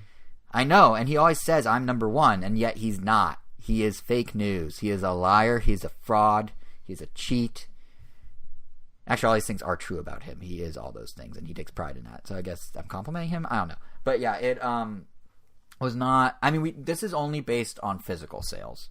So it's possible eShop sales... Like, Nintendo doesn't provide their eShop numbers for tracking, so possibly with eShop he was number 1. I like to think Wario was number 1. But yeah, all these numbers I just went through don't really... I think he did well enough. I should first say that WarioWare's not going to go anywhere. It's not like the game bombed, but I just would like to see it do better. But more to the point, all these numbers we always talk about in MPD, they're all based strictly on physical. So whatever Nintendo's doing digitally, maybe Splatoon's killing it digitally, maybe Monster Hunter's killing it digitally, maybe Kart, Odyssey, Breath of the Wild are all killing it digitally even more than they are physically. We don't really know. And the other thing about these MPD charts that we never really talk about is not just the potentially out of whack numbers, we also don't know player counts. So a game like Rocket League, which just passed 50 million players, that success isn't easily identifiable on here because most of those people are downloading it and playing it digitally. Or perhaps a better example is Fortnite. There is no physical version of Fortnite. It's a download-only game. So we have no way of knowing how it's going to chart, even though they're just pumping out numbers that passed 78 million players for the first time in August. That's a new record for the game. And we never get to see that on this chart. So this chart is a little skewed. It's good for physical games, but nothing more, really. And that's something I never really say, but it's probably worth pointing out. I will say... In the case of Fortnite, we will get a better taste of its direct impact now that's being bundled with systems. Both Nintendo and Microsoft announced that they're getting hardware bundled centered around Fortnite, which is kind of funny because Sony is now finally willing to play ball and try out crossplay. They're first doing it with Fortnite and PS4 in a beta state, and then if that works well, they're going to expand it to other games. So they announced this. It's like, oh, they're all on even ground. Finally, everyone has the same Fortnite experience. And then Switch and Xbox are still one step ahead because, like, right in tandem with this, like, oh, but we have Fortnite bundles. Sony doesn't have that, but we do. So yeah, they're still trying to catch up, Sony. But anyway, what this means is, in Nintendo's case, you'll get a Switch for $300. If you get the one with the Fortnite logo on the box, it'll come with extra gear in the game and a free 1,000 V-Bucks, which translates to 10 free real bucks.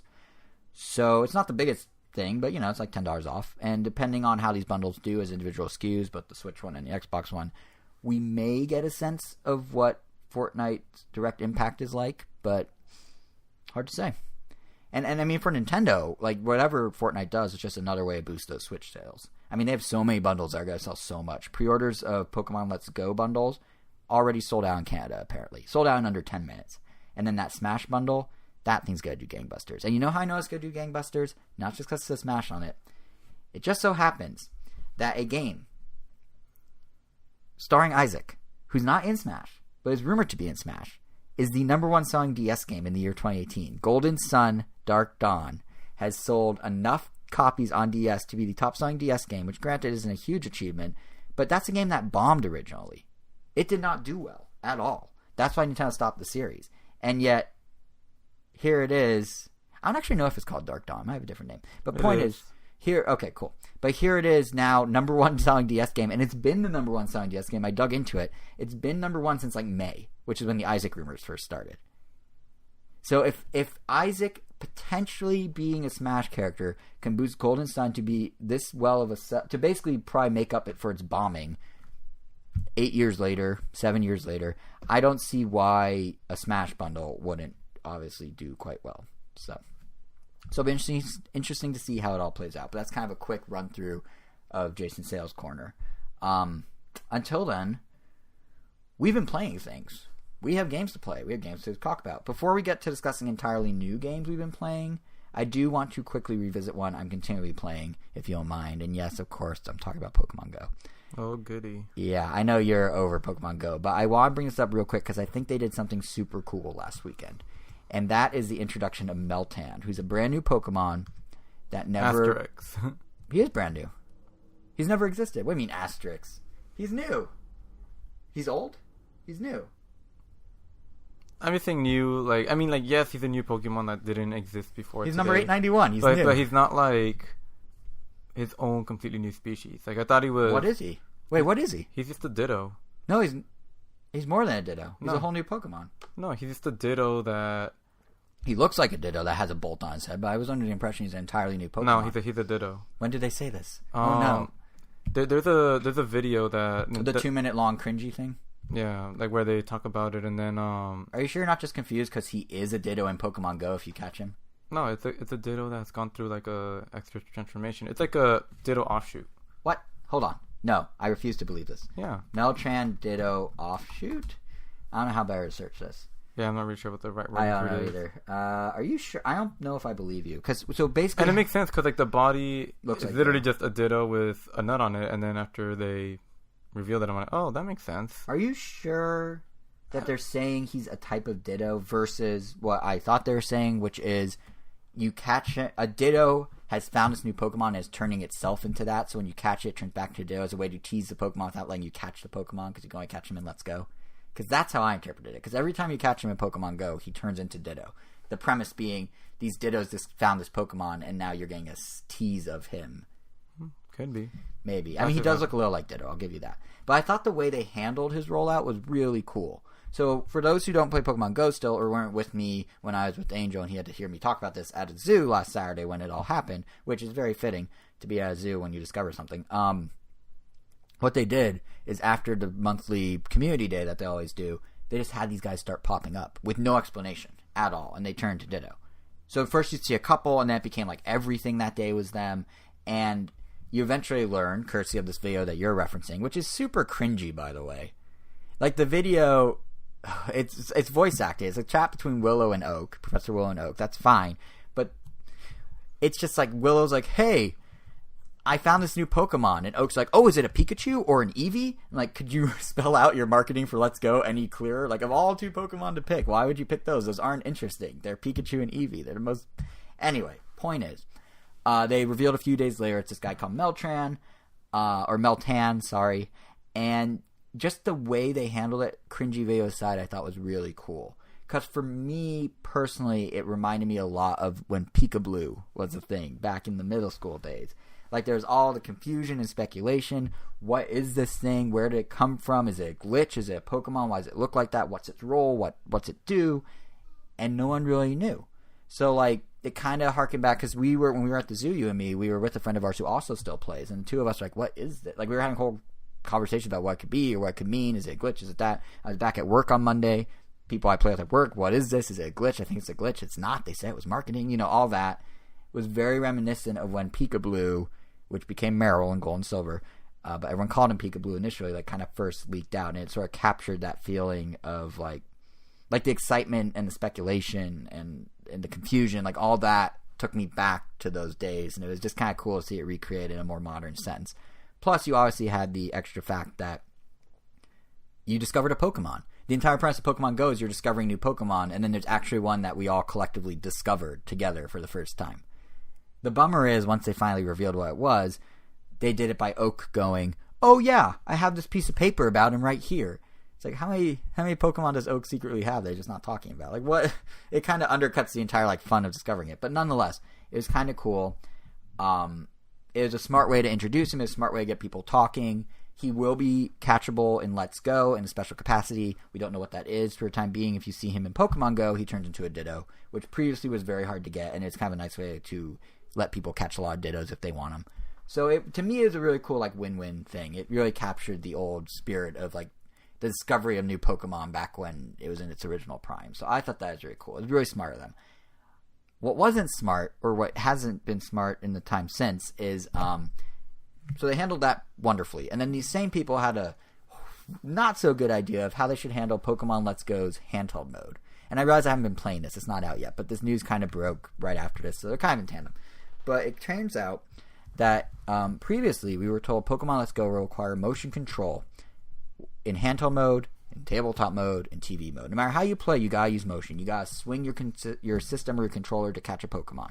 Kind of mirroring the flick to catch in normal Go. That's fine. Whatever. Then Pokemon Company's like, okay, some of you are unhappy about that. So guess what? You don't have to use motion controls. You know what you can do? If you put your Switch in handheld mode flat on a table, and then you flick the stick while keeping the Switch flat, you flick your control stick, and then you hit the A button, we'll go ahead and let you do that instead of motion controls. And it's like, oh, why does that have to be flat on the table, good fine folk at Game Freak and the Pokemon Company International? And their answer is, because you can't actually turn off motion control. You're basically keeping the system still so it doesn't detect motion. And when it doesn't detect motion, it does this instead. Why? Why don't they just put a toggle that lets you turn it off? Like, what are they thinking? What if you're on a bus? Hard. What if you're on a train? What if you're on a boat? I don't know who's playing Pokemon on a boat, but what if you're on a boat? You're asking too much of them, Jason. Apparently I am. Like, I get, they announced that, like, Super Mario Party wouldn't support handheld mode. That's a separate thing that's announced by Nintendo. That I understand. You're playing a multiplayer game where some of the controls require motion. You can't just have one person be in handheld mode and somehow do it when the other three are doing something different. So sure, that makes sense. I don't get why Let's Go is not supporting it on any level. Like, I should rephrase. I don't get why they're supporting it halfway. I get why if they don't want to support it because they're saying it makes it too easy to catch. Like, if that's the thing, just turn it off completely. But instead, they're being like, well, you could sort of jerry-rig your own way of playing without motion if you want, but you have to, like, tower over your system on a table. She's like, no, just either do it right or don't do it. Like, this weird half step is really bizarre to me. And it's strange that's coming from the same people that I thought so expertly did the Meltan rollout, like, 2 days prior before announcing this. So, I don't know. That's my 2 cents on Pokemon. Game's still great. Pokemon Go's still great. I looked it up again, and I hadn't... My only knowledge of Meltan was just, like, the videos you showed. Well, that video, and I guess just, like... Yeah, he is, like, a mysterious... And the image I saw, so I'm pretty sure it is what you said, where, like, the Ditto saw the Meltan. Yep. But even so, like, I guess... The design's a little lazy. That was just my first impression, because, like, it literally has the exact same body shape as Ditto. Down to the same 2 bumps on top, down to the same extremities and the same bottoms. It's almost like a Ditto got electrocuted and then got a bolt stuck to his face. And now he's a new Pokemon. Because he has a tail that looks like a fried wire. Yeah. And he has a bolt on his face. People are calling him Nutboy because he had, like, a nut bolt thing. Which to me, it makes sense. It's like, all right, Ditto could transform into anything. He could change his chemical composition. Maybe there's some that just touched something and it just, like, messed with their DNA. Yeah, so there's awesome lore opportunities to explore the backstory of Meltan, but I don't think they've publicly said he is Ditto. At least not yet. No. He haven't said he's just a Ditto they're transforming into him. Right. And he just happens to look like Ditto. Right. That's why so many people thought it was a glitch, because they're like, oh, it's just a glitched out Ditto. And for the first few days, Niantic wouldn't say no. Their marketing head just tweeted question marks to the photo. Yeah. Which obviously, if you look back, it's like, well, he's teasing it. He's not saying it's broken. But while I have you here, who, me? Yeah, since we're talking about controls, I'm pretty sure I just missed it in the trailers for Super Mario Party, but there are a couple of videos where it shows like 10 characters playing at once. Is that an online thing? I have no idea. A local thing? I have no idea. Because when I look at Nintendo's official page for Super Mario Party, it just says maximum 4 players, and when you look at the playing online, it's still kind of implied that you're playing with 4 people, but there are these mini games that are clearly using like up to 10 characters. What if you're controlling multiple at once? Use your thinking cap. What if it's one of those things like those games where you control 2 people platforming simultaneously, but it's 2 characters, and you have to somehow make it so they both walk the same way without dying or something? I mean, unless they're... I don't know. That's my... The only thing I could think of is they're doing the exact same thing they did for Mario Party 5 or 6, the one where... Pass the controller? No, it's 5 or 6 or 7. No, it's 5 or 6. Whichever one lets you do 8 people. Where one person holds one half of the GameCube controller and uses the shoulder button, the analog stick, and the other person uses the C stick and the other stick. But the Joy-Con, that doesn't work. Yeah. There's only one stick. No, because in theory... Not the Pro Controller, the Joy-Con. No, yeah. If you have a complete Joy-Con, like a complete, like, pretty much a dual hand mode. Yeah. Like, one person could be holding one half and the other person be holding the other half. You mean they each hold an individual Joy-Con? Essentially, yeah. But the weird thing... So but, you could do it with Pro controllers, maybe? Maybe it supports up to 8, some Pro, some Joy-Con? Like Smash? I mean, it would still work with, Joy-Cons, but if that's how, I guess, they can get to that number, because right now I know you can connect up to 8 Joy-Cons to one Switch. We do it with Bomberman, yeah. So if they want to get 10 characters, in theory, one person would have to share a controller. To be honest, I have no idea how they're gonna do that. I mean, it's out by our next episode, so we'll have answers. We'll have answers for everyone listening. But as of right now, that's a good question. Because if that's an actual thing, that could be amazing. Because that's a lot of people that we could support. Yeah, I mean, considering we have big group stuff with 10 to 12, that'd be perfect. Because a lot of really fun party games, unfortunately, kind of cap out at 4 or 5 players. Mm-hmm. Sometimes 9, sometimes 8. Jackbox being the exception. I'm getting to that. Oh, sorry. A lot of the really fun, pretty much, if you don't want to play Jackbox, you're kind of stuck with. If you have more than 8 people, you're pretty much stuck with just the Jackbox rubric, which isn't bad, but sometimes we just have so many big groups of people that Jackbox essentially just becomes our only video game option if we want to include everyone. And granted, there are 4 going on 5 of them, and they each contain 4 games. But if you want to change up the formula, you're stuck because you can't. Yeah, and for the most part, they're all really, really fun. But if you break it down, for the most part, they're all just voting games where you all just try to write the funniest thing and you try to get everyone to vote. Well, with the exception of some, the new one does have has a trivia. Well, there's already trivia. Yeah, that's what I'm saying. They're either all a variation of trivia or commenting and voting. You're right. The new one does have an actual platformy looking shooting game, which just looks interesting because you're controlling it on your phone. That's very out of their wheelhouse. So I'm interested in checking that out. Right. But yeah, it'd be nice to just have something that isn't Jackbox that we can play with a large group of people. Rumbo had that, but now you can only do it with not as many people. I think only 4. Because they took away the Color Master. Yeah. Because there's no gamepad. Well, also, Rumble support 9 people on one console because one person used the nunchuck and one person used. It could still, in theory, support 8 because the Switch can support 8 controllers. The problem is you can't have the 9th Color Master because there's no Wii U gamepad for that alternate view. Actually, I need to double check that really fast because I want to say it's less. But anyway, that was pretty much it. I was just wondering if you. Yeah, I'm not sure. I've never even seen the footage you're referring to. So it's on the trailers. If it's in the trailer, I suppose it's supported. But I'm you know what? But they just show the mini game itself. They don't say what it is or they don't. I'm most excited to try the thing that requires using multiple switches in interesting ways, like having the screens split the image between them and stuff. The tank one where the screens. You play the tanks between multiple screens and you lay them down. Oh, that's how. Angel, that's how. I just figured it out. The dual switch modes. The modes where you have 2 switches and you do stuff together on both switches, like the tank game. Like I was just describing, that's how you get 10. You have 5 on one and 5 on the other. Then why would they just show one screen? Okay, that's fair. Okay. We'll find out in a week's time. I thought I figured it out, but I'm excited for that mode. Because that'd be kind of weird. If you have 5 on one, you have 5 on a TV, makes sense.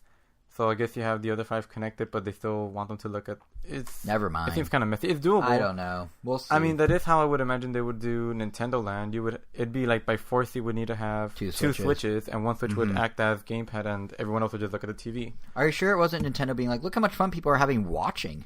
Because they've done that before. No, because it was literally just footage of everyone dodging fire or some sort, and there was 10 people at once. Well, or some large number. I don't know. Anyway. We'll find out. Yeah. In the meantime, we've been playing stuff that we have actual answers for.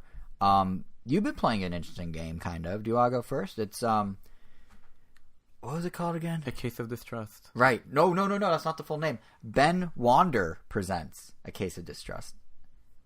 Huh. Ben Wander. He's presenting it, so I guess he's involved in some capacity. No, I'll go second. Oh.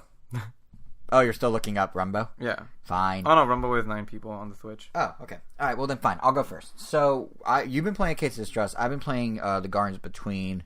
You may recall I was pretty excited to try this game when it was first shown in an indie showcase a month or so back. Talked it up here on the show.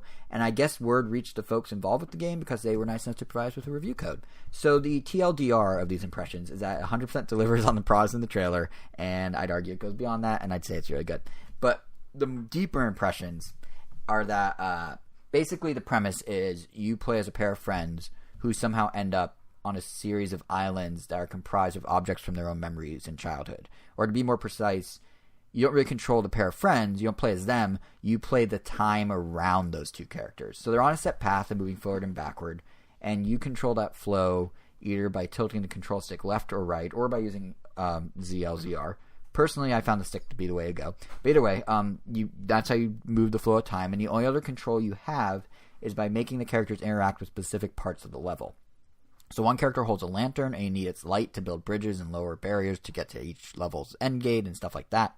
And the other can ring bells that are set around the island, and those bells give you more precise control over specific objects. And that second part is crucial because that's kind of the wrinkle in the gameplay of the Guardians Between, in that you're not only able to control the overall flow of time, but also the flow of time for individual objects on the island. So if you ring a bell, it'll highlight a specific object or a set of objects that you can control while the rest of the island's time remains still.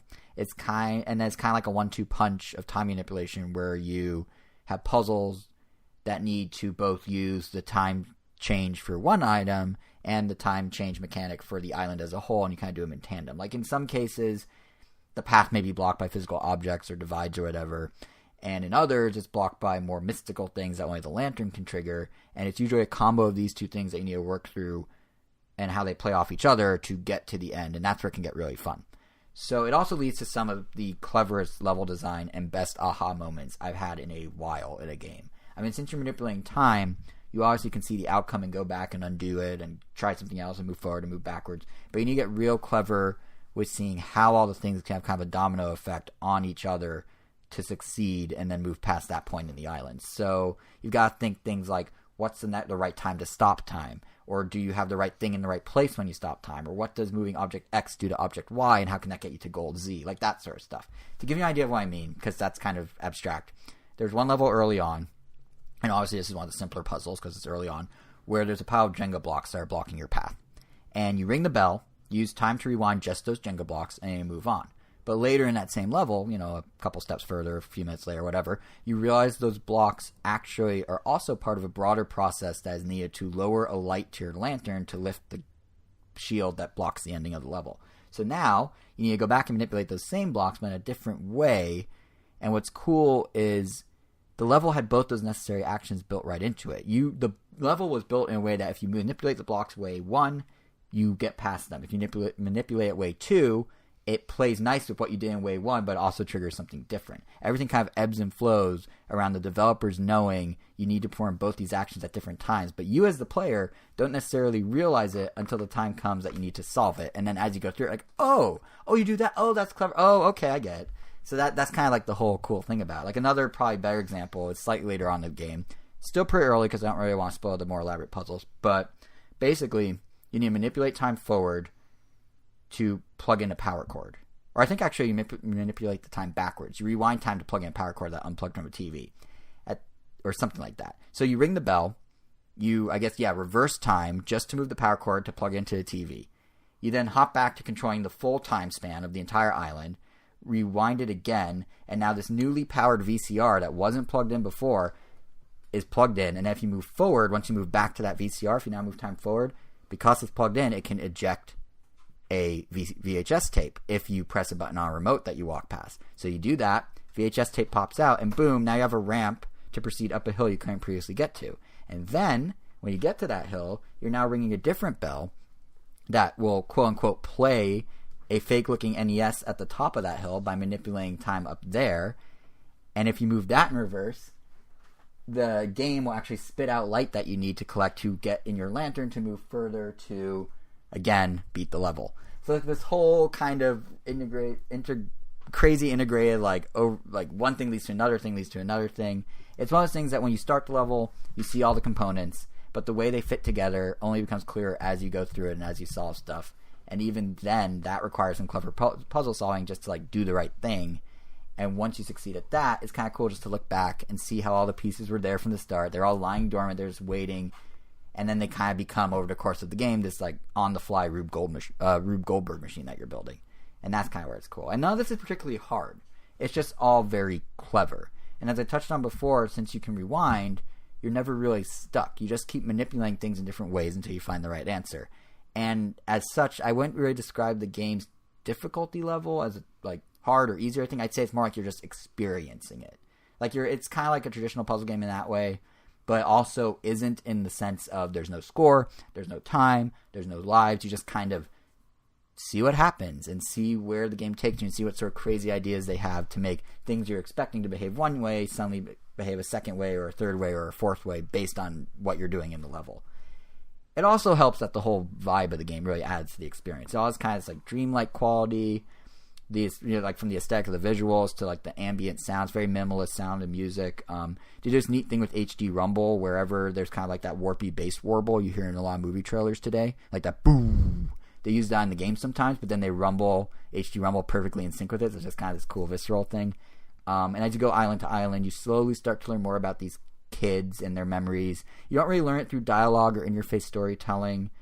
How it works is you collect. You're going through the islands. You don't really collect, but you solve each puzzle. And when you get to the island, every out-of-place objects, like the giant VHS, the giant NES, whatever, they end up being compiled after completing all the stages per island into like this little vignette of this memory the kids had from the past.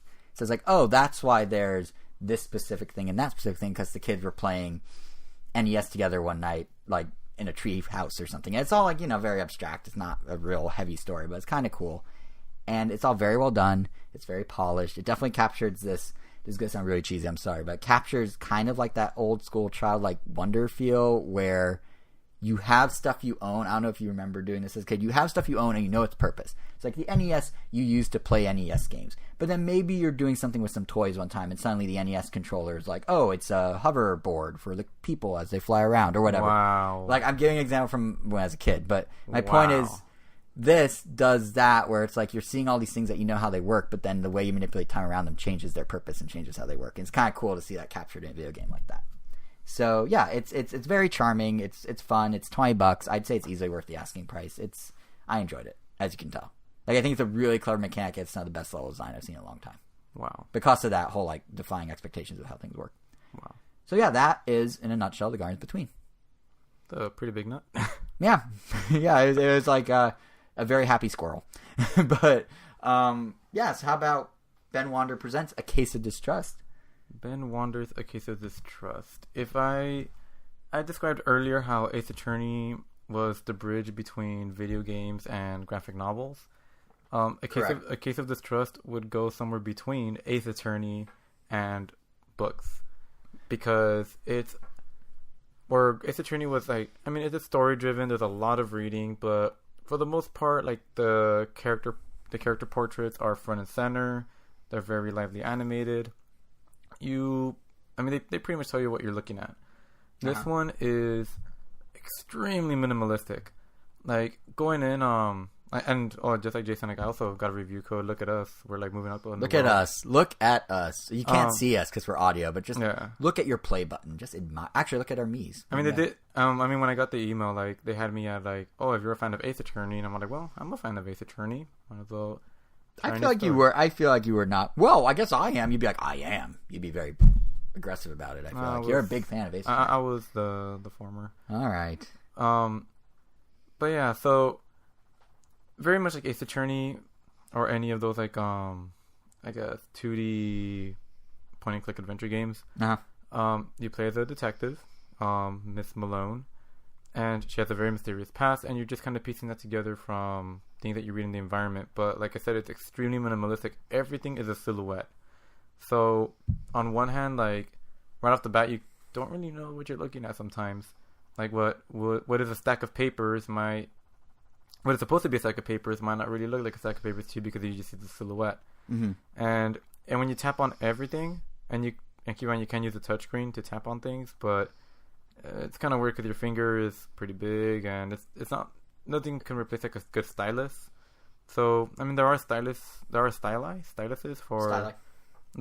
for the Switch. I guess you could use any like of those like stylites with the rubber tip at the end, but you could tell this game was designed for a mouse and keyboard. Right. Like there's no going around that. Like using the analog stick works, and because of the nature of the game, you are never under any time constraint to actually like. It just doesn't feel natural. I mean, you're never gonna lose or get anything wrong because of the analog stick, because inherently you could play it at your own pace. But that is something just to keep in mind. Right. But yeah, since everything's in silhouette, as you're moving your cursor around everything, things you can interact with highlight, and that gives you the complete silhouette of it, and it makes it clear what it is.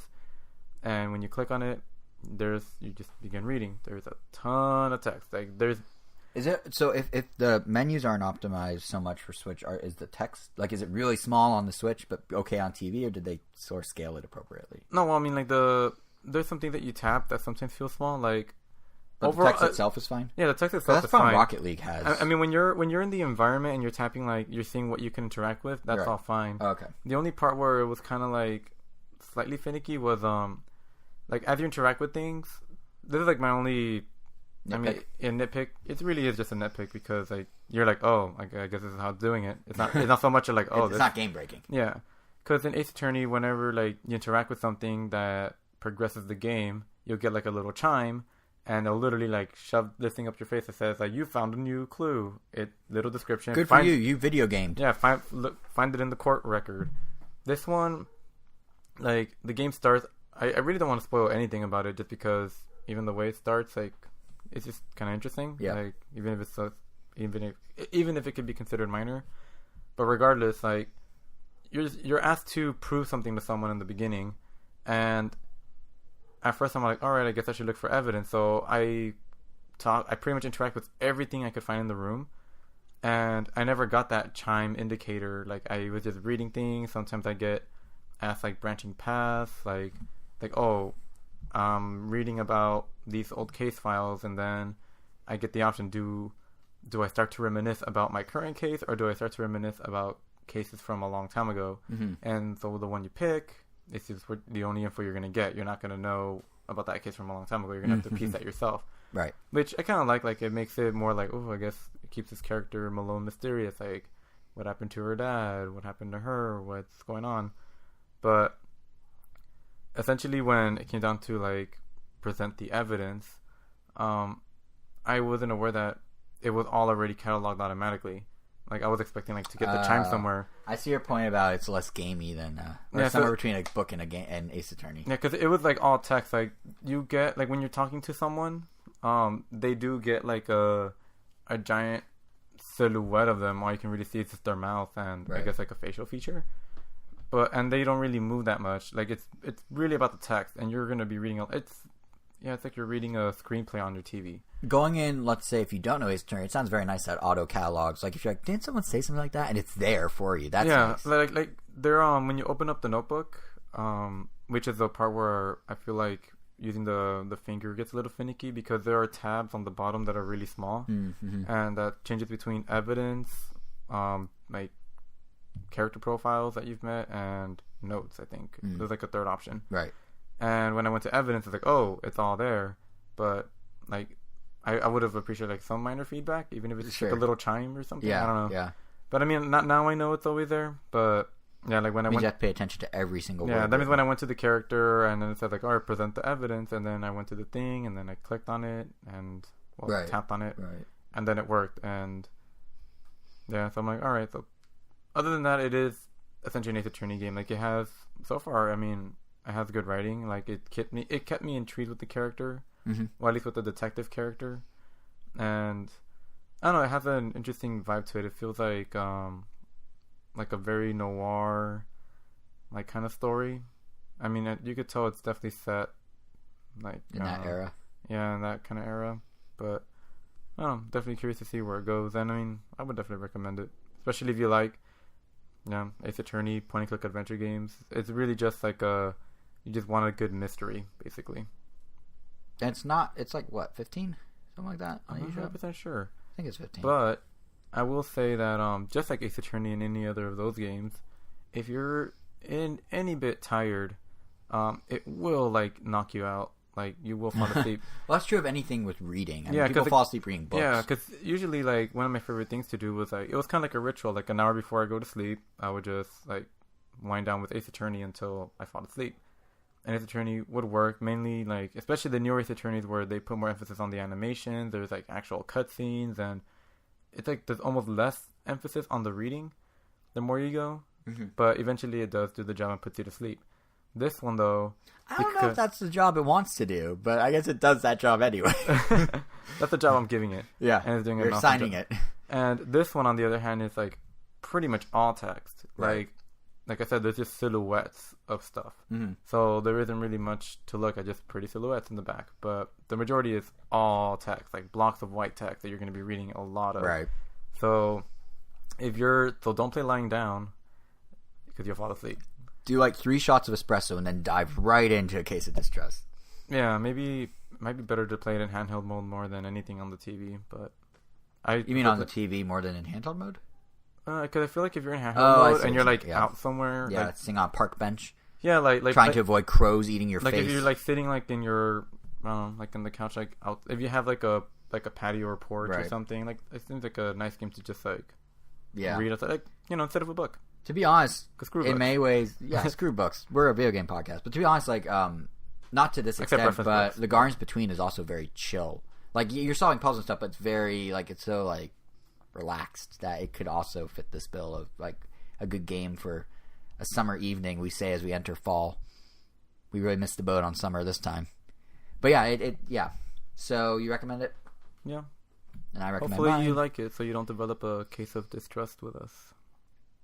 How long have you been sitting on that joke? How many days ago did you like 2 seconds? I see. For me, I feel like some of the jokes I like think of forever ago, and then just sit on and wait, and then you say the wrong setup to it, and I can never say it, and then I've been sitting on jokes for like 5 years that no one will ever hear.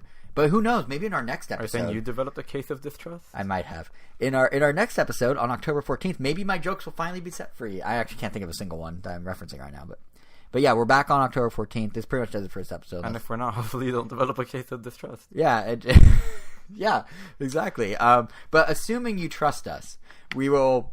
Assuming Ben Wander doesn't help you develop a case of mistrust, we'll be back on October 14th. We're going to have impressions of Super Mario Party. We're going to answer the question of how do you play with 10 people. We'll have impressions. I'll have impressions at least of Dragalia Lost. I'm excited to jump into that new mobile RPG from Nintendo Inside Games. Came out like 48 hours ago. See, as I'm showing Jason right now, here's an image of... Is this the Mario Party thing? It's a Mario Party minigame, just an image. But it just has like over 12 characters and they're all like... Have you ever considered that some are computer generated? No, yeah. I mean, they could be. Because not all of them have balloons. Only 4 have balloons. No, like... The rest do not have balloons. No, some of them are popped. Half of them have hammers and half of them have balloons because half are running away and the other half... So I'm just going to go ahead and say something crazy and you're going to be like, oh, you ready? Sorry, guys. You have to tune in next episode for this answer. I'm going to tell you right here, right now. The ones with the balloons are the players are actually playing, and the computer is controlling all the hammer people, and that's why 4 have balloons and the rest do not. It's not just 4, though. It is 4. 1, 2, 3, 4. What looks like a 5th balloon is a shy guy behind the red balloon. There are only 4 balloons. Plot twist. Only 2 people are playing. Oh, wait. There's footage of it. Everyone, listen to us talk about footage you can't see. So there's just 2 guys. It's on the... Wait, there's 4 balloons. Oh, dude, it's super obvious. It's a 2v2 game, and they're playing with 2 computers. Because there's 2 red and 2 green. And the reds are running around, and the greens are running around. And the other guys are obstacles in the level, I think. I don't know. We'll get to the bottom of it. To be fair... We will do Ram Nintendo, an investigation for next episode. Well, I mean, also, to be fair, this actually wasn't the minigame that I remembered seeing footage of earlier. Oh, okay. This is just one that I discovered now that I'm like, oh, this is another one that looks like it has a lot of people. Right. Okay, that's fair. So we'll get to the bottom of Super Mario Party and all its weird stuff. We will make sure that you can continue to trust us. And Ben Wander, and not develop a case of distrust. If you tune in on October 14th, and like I said, we're also getting impressions of Dragalia Lost. I'm excited to try that out. We'll have more news, games, whatever to discuss. So make sure you don't miss it, and make sure you don't accidentally... Did Dragalia Lost come out already? It came out on Thursday, yeah. Oh, wow. And also make sure you don't develop a case of mistrust by somehow distrust. Wow, I can't even do the joke. No, I'm developing a case of distrust I can't even do the joke. Ability to speak. The point is, you can follow us on various socials if you want to. Make sure you don't miss it. You can find us on YouTube at Ram Nintendo. Comment, subscribe to us there. You can follow us on Twitter at Ram Nintendo. You can also subscribe to us on everything and anything. That includes Apple Music, or Apple Podcasts. We're on music. Apple Podcasts, Google Podcasts, Stitcher, TuneIn, you name it. We're Pocket Casts. We're there. We're everywhere. We're watching you at all times. You should develop a case of distrust about us. But anyway, yes, we'll be back on October 14th. That does it for this episode. I can already see Angels digging deeper to find more examples of Mario Party, having 10 players, which I still don't know if I believe. I'm developing a case of distrust right now. Any final words for our lovely listeners, Angel? Don't develop a case of distrust.